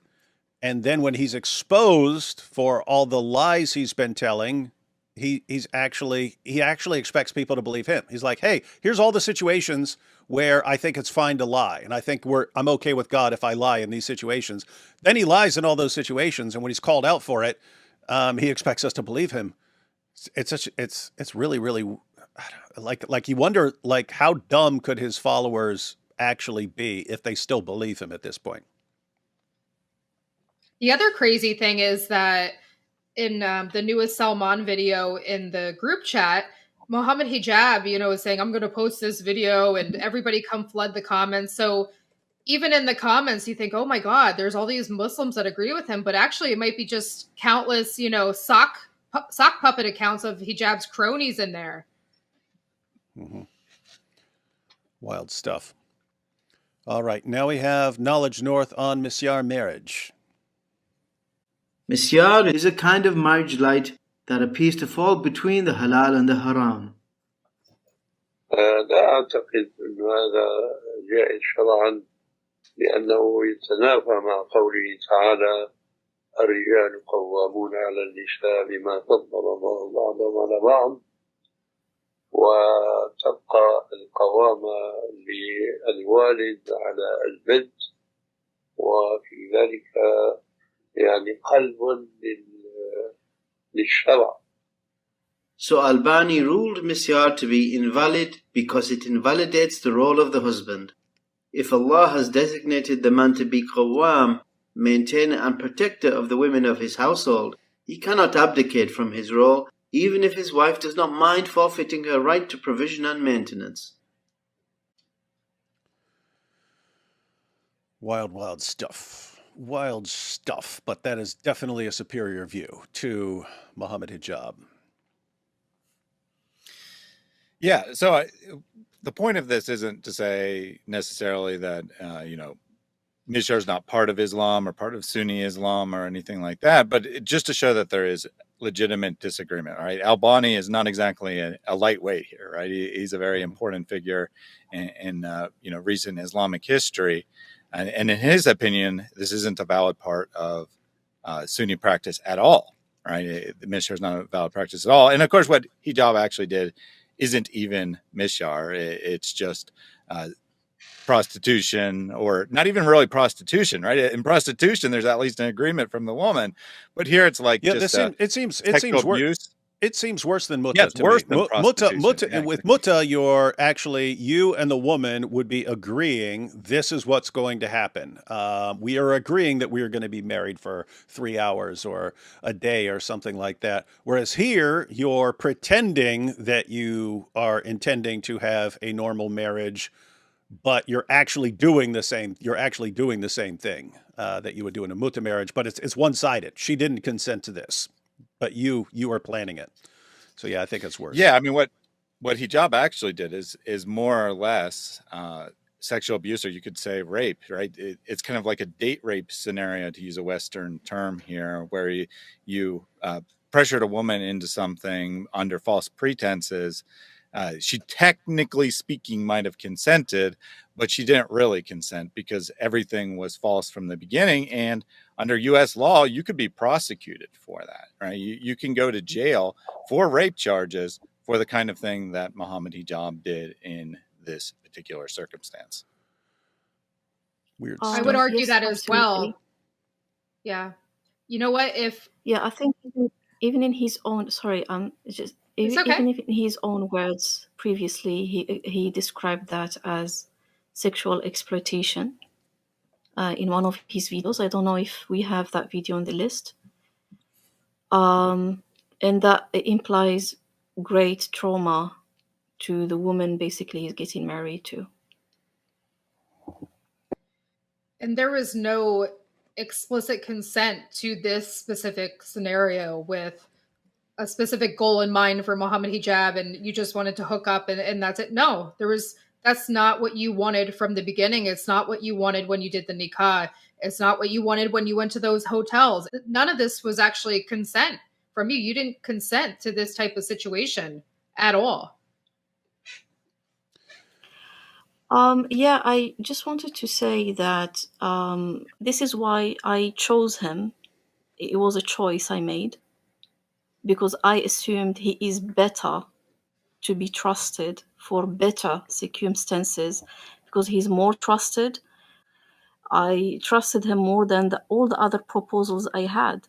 So if this arrangement is what I was looking for, I wouldn't have left monogamy to the side and then gone to marriage through something like this, into something like this.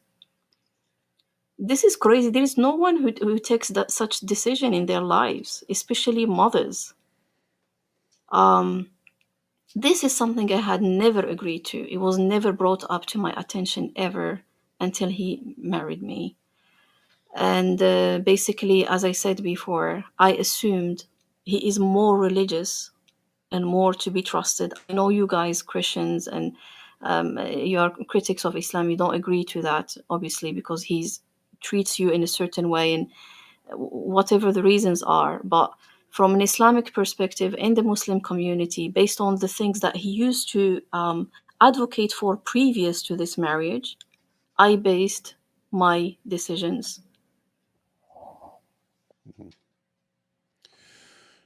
All right, now we have one more clip from Knowledge North on misyar marriage. Other scholars are more lenient. إذا تمت الشروط وأعلنوا لا بأس ما نعلم في شيء أسقطت حقها يأتيها نهارا دون الليل وأسقطت حقها لا بأس حق ولها مثل ما أسقطت سودة حقها. These differences between the ulama, some ruling misyar haram, others halal, can be reconciled to an extent because there is no dispute between the scholars that, were the husband to prove unable or unwilling to maintain or fulfill his marital responsibilities, then the marriage would be in jeopardy and the woman would be justified in initiating divorce and suing for alimony.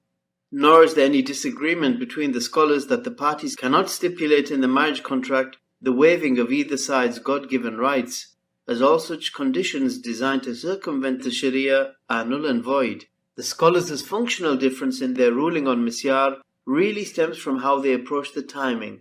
For Bin Baz, at the point where the woman who had previously waived some of her rights decides she now wants them, but the husband refuses to man up, at that point the misyar marriage fails. Whereas Albani works backwards from the point where the man is unable or unwilling to grant the wife all her rights. For Albani, The very fact that the man thinks he has a choice to maintain or to not maintain his wife, he has reneged on his fundamental role as a husband, and therefore the marriage fails before it even begins. So it looks like Knowledge North is So on. Oh, good. I'm going to give some clarification to this point. So what he's trying to say here is there are two different opinions about this matter of misyar. So some scholars say it's haram, it's impermissible for the husband to refuse to treat all his women equally, polygamy to say. It's haram for him to refuse to do that in case the woman who he married to, who has previously forsaken some of her rights, decides to ask for them. So when she does, it's haram for him to tell her, no, I won't give it to you. I won't give you your rights, and I'm not going to, it's not going to be equally, I'm not going to be treating you all the same equal way. It's haram for him to say this, and if he continues in that marriage, then that marriage is invalid. It's haram. Okay. So the other opinion says it's haram from the get-go if he is incapable of fulfilling those requirements in the future, in case she asks for those rights later on. So if he knows from the get-go that he's incapable of being fair to his women in polygamy, he doesn't have the right to go for misyar.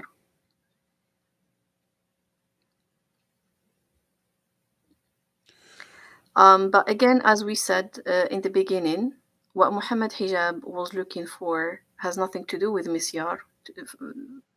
All right, so we've been through a lot of information about this scandal with Muhammad Hijab. He's been saying things for years, and we've all been wondering, well, how much of this is he actually implementing behind the scenes? And turns out he was doing a lot of what he's been defending, and so was defending himself along the way. And at the end of the day, seems like that's pretty much all he cares about in life is defending himself against people criticizing him for the horrible things that he's done.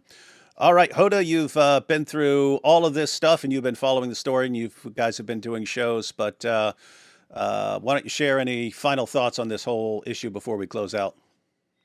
So my biggest takeaway from all of this is that there is a lot of dirty, slimy things happening in the underbelly of the Dawa world, the Dawa bros. And what I want to see is I want to see accountability on behalf of other Muslims. I want Muslims, all the famous Muslims out there, anybody who follows Muhammad Hijab, anybody who's out there taking pictures with Muhammad Hijab, high-fiving him, speaking with him at conferences, however you're encountering him and engaging with him, I want you to call him out. I want to see a change in behavior from the overall community that this has got to stop, where women are being used and thrown away like garbage and everybody's silent. We can't have another Imam Nick. We can't continue this where people are silenced and shunned and the behavior continues. And there's this protection, this culture of protecting abusers and the bad people. They need to be called out and it's time to take out the trash. Absolutely, absolutely. Thaddeus, you've also, it's weird because I feel like I've done so many shows going through this, but there are all these people who know way more than I do about the whole situation. But what are your takeaways on all this? Yeah, so on what we viewed today, first of all, we saw a statement from Muhammad Hijab kind of contradicting what he's been teaching the last several years. For the last several years, I don't know, maybe, 10 years ago he wasn't teaching this. I don't know, maybe when he started as a public speaker in Islam, he had a much more moderate position. But in the last several years, he's been teaching you should just go by the technicality of the law. And by the way, there are multiple jurists' opinions that conflict with one another. So if you can just find anyone that supports you, you're good to go with that. You can use the law as a tool to do whatever you want. In fact, I encourage you to do that. I encourage you to find ways to get around the Islamic law and get around the national law of wherever you live as well, if you don't live in an Islamic country, to get what you want, right? Find a way to use women for your benefit, because we got this horrible scourge of pornography and adultery, and the only possible solution is not for men to behave better or men to take accountability, but is to find ways for men to use women in a halal way instead of using women in a haram way, and it all comes down to technicality. So his statement that the law is more complicated, it's about harm, not about the letter of the law, but the intent and so on and so forth, is great, except that's not what he's been teaching the last several years. And he put that on Twitter as a super long post in a culture where people will only read a sentence or two, because he doesn't really want to go on record correcting himself. He doesn't really want to distance himself from his views, because the views he's been espousing for the last several years are his actual views. And those views lead to the abuse of women. And then you have the broader situation here, right? So you have Muhammad Hijab acting out on his own practices and abusing Aisha. But then you have the broader situation that many other people are taking his advice. They're looking at him, they're seeing him as some kind of hero and saying, oh yeah, if he can do it, or if he's advising us to do it, of course, that's great, that's good. This is the mercy of Allah that we're allowed to do this as men in Islam, so let's do it. And no one is speaking out against it, even after hijab has been exposed. Tons and tons of evidence. There is zero doubt in any rational person's mind that hijab is guilty of all this.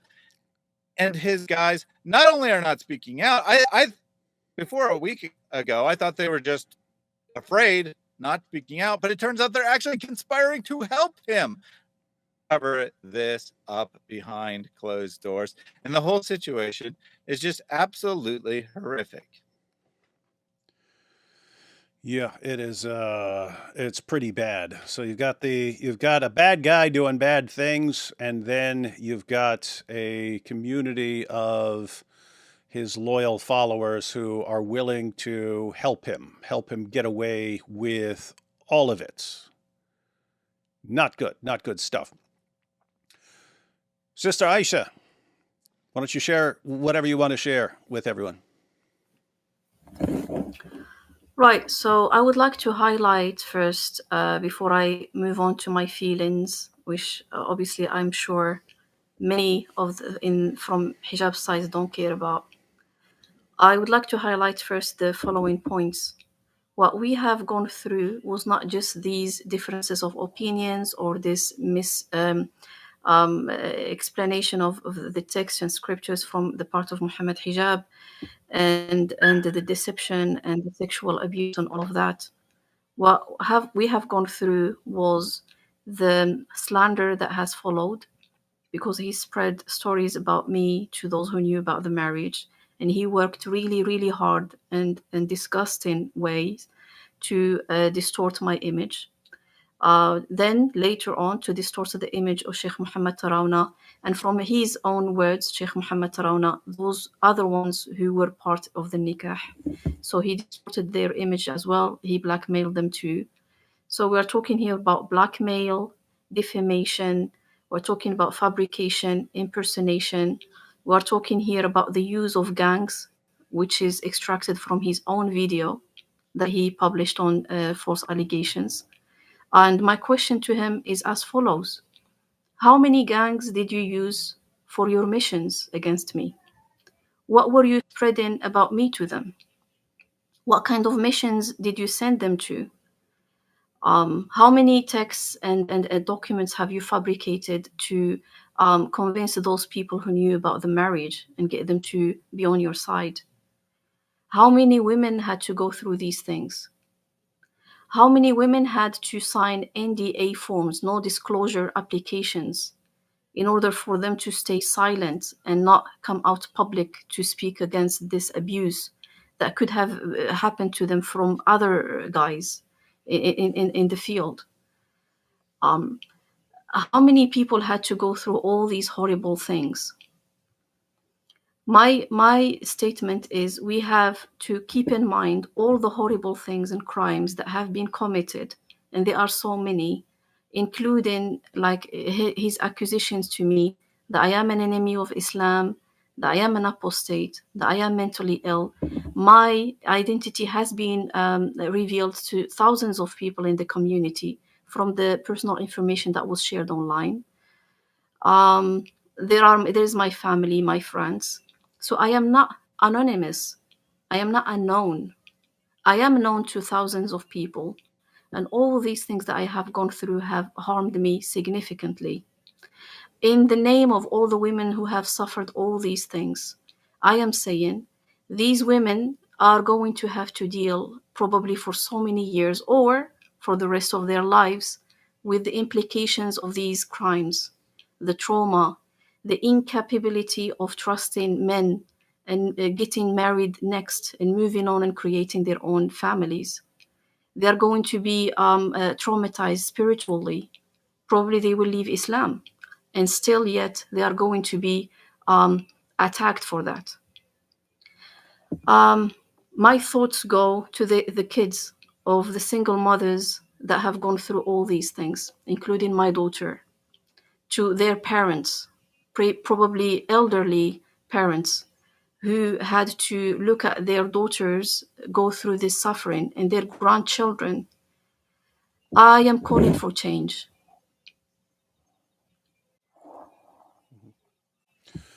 Yeah. And I'll go ahead and share my thoughts on this whole situation. And I'm just speaking directly to Muhammad Hijab. We know Hijab. We know you're listening because you're a narcissist. So we know you're watching all this eventually.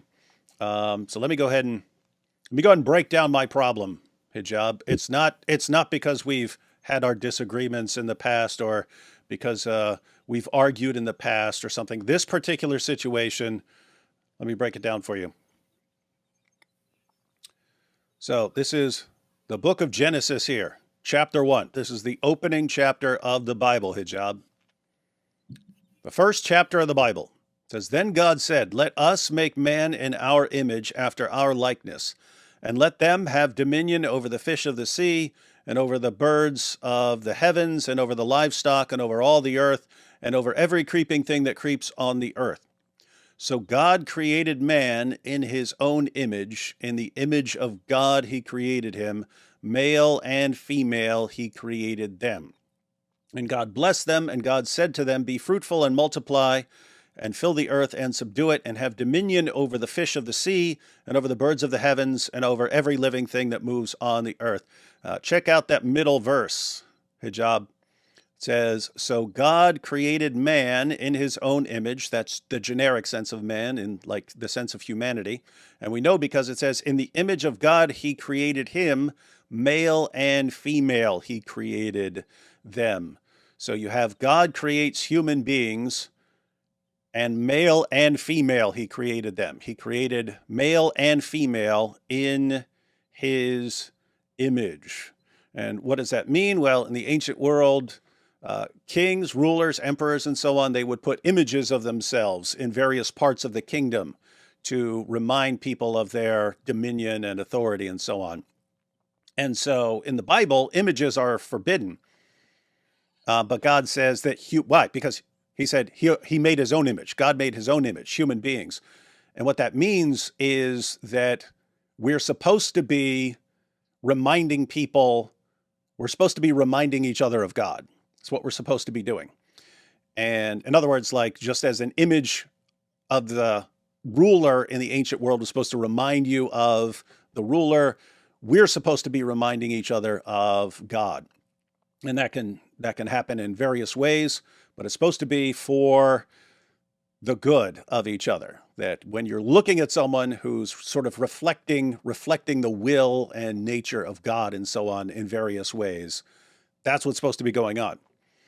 And what happens is God also gives us all sorts of abilities that are associated with this. So for us to be the image of God, we have to have some amazing abilities. But what happens when we get these amazing abilities? Well, we use them for horrible things.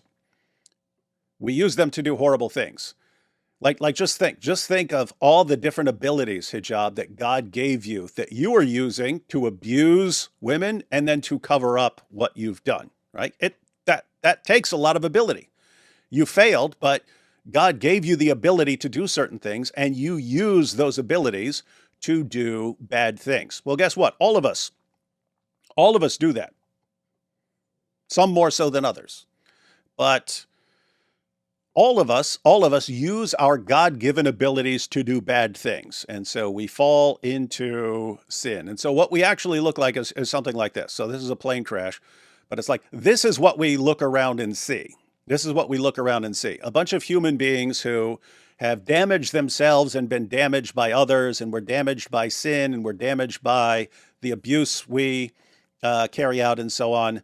And so we look around and see these kinds of things. And that's not exactly reminding you of God. That's not exactly reflecting God. But what would happen is, suppose you'd never seen an airplane before and you just see this. Like if you had no idea what an airplane was and you just saw this, a crashed, wrecked plane, you could kind of look at that and tell it's made for something important. It's made for something really amazing and awesome. And so that's what we kind of look around and see at the world. We see human beings who are flawed and who do horrible things, and we can treat each other horribly, but we can kind of look at ourselves and say, you know what? It looks like we're meant for something amazing. It looks like we're meant for great things. And so what you do is you look to some, if you're looking around and you see everyone and we're all damaged to one extent or another, what you'd want to do is see like a perfectly functioning example. And that's what we have with Jesus, according to Christianity. But I would say even according to Islam. According to Islam, Satan touched every child who was born into the world, but couldn't touch Jesus. And so Jesus is called blameless in the Quran, but Jesus is the perfectly functioning example of someone who is the image of God. And so we're supposed to look to Jesus and basically live up to what we were meant for, right? And you can't do that on your own. You need the Spirit of God, but that's the idea. It's we are made to be the image of God. We're made in the image of God. We use the abilities we're given for ourselves, for selfish purposes and so on, but we have the ability to sort of look and see what we're meant to do and to become more and more like that. And so what I see from you, Hijab, is your goal is to keep people like this, right? Is to keep people, right? That people aren't looking to you. I'm talking about your followers and anyone else. People aren't looking to you and seeing, here's what it's like. They're not looking to you and saying, wow, here's what it's like. Here's what I need to live up to. This is the example of you, and you're convincing everyone else to be more like this, to be more destroyed. And it just seems like you cause destruction all around you. And so that's really what ticks me off in all of this, Muhammad Hijab. This is why, especially in the Bible, leaders are held to such a high standard. You have influence over other people. If you are massively defective and you're using your abilities to abuse other people, that's bad. That's one thing. But if you're a leader and you're showing other people that that's how to treat their fellow human beings, you are in serious, serious, serious, serious danger with the Almighty, my friend.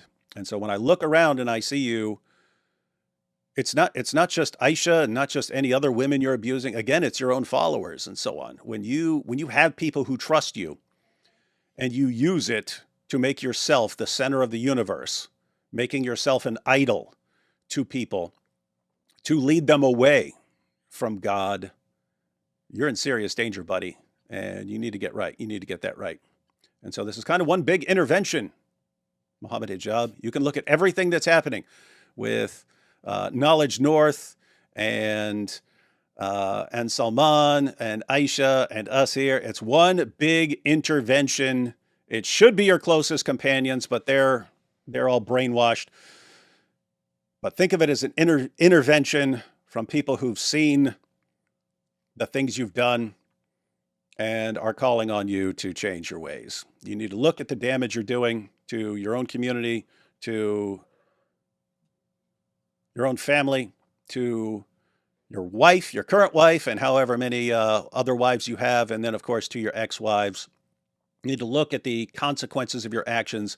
Quit being so insanely selfish.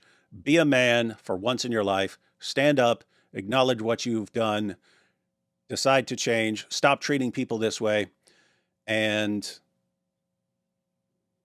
I would suggest seriously rethinking your views if this is what your views have led you to. All right, I just wanted to thank everyone for joining us and watching these two discussions with Sister Aisha, and going through all these clips and seeing some of these issues. Whatever else happens, everyone on this end of the discussion, we all agree. Don't treat people the way Muhammad Hijab treats people. Don't be like that. And if you do treat people like that, you need to be exposed. And you being exposed isn't just for the good of other people, it's for your good too, because you don't want to spend the entire life treating people that way and damaging people.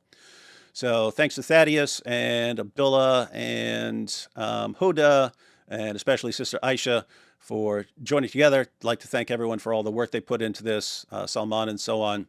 And everyone be sure to share this information, because you do still have people trying to cover things up and blame everyone except the one who really needs to be blamed in all of this. So don't let them get away with this anymore. And for the good of all of our brothers and sisters in humanity, let's put an end to this nonsense. Thank you for your collaboration and for allowing this to happen, and giving me a platform to advocate for the version of Islam I believe is the correct one. Yep, and thank you for joining us, and we'll catch you all next time. And any updates in the future, we'll keep you all updated.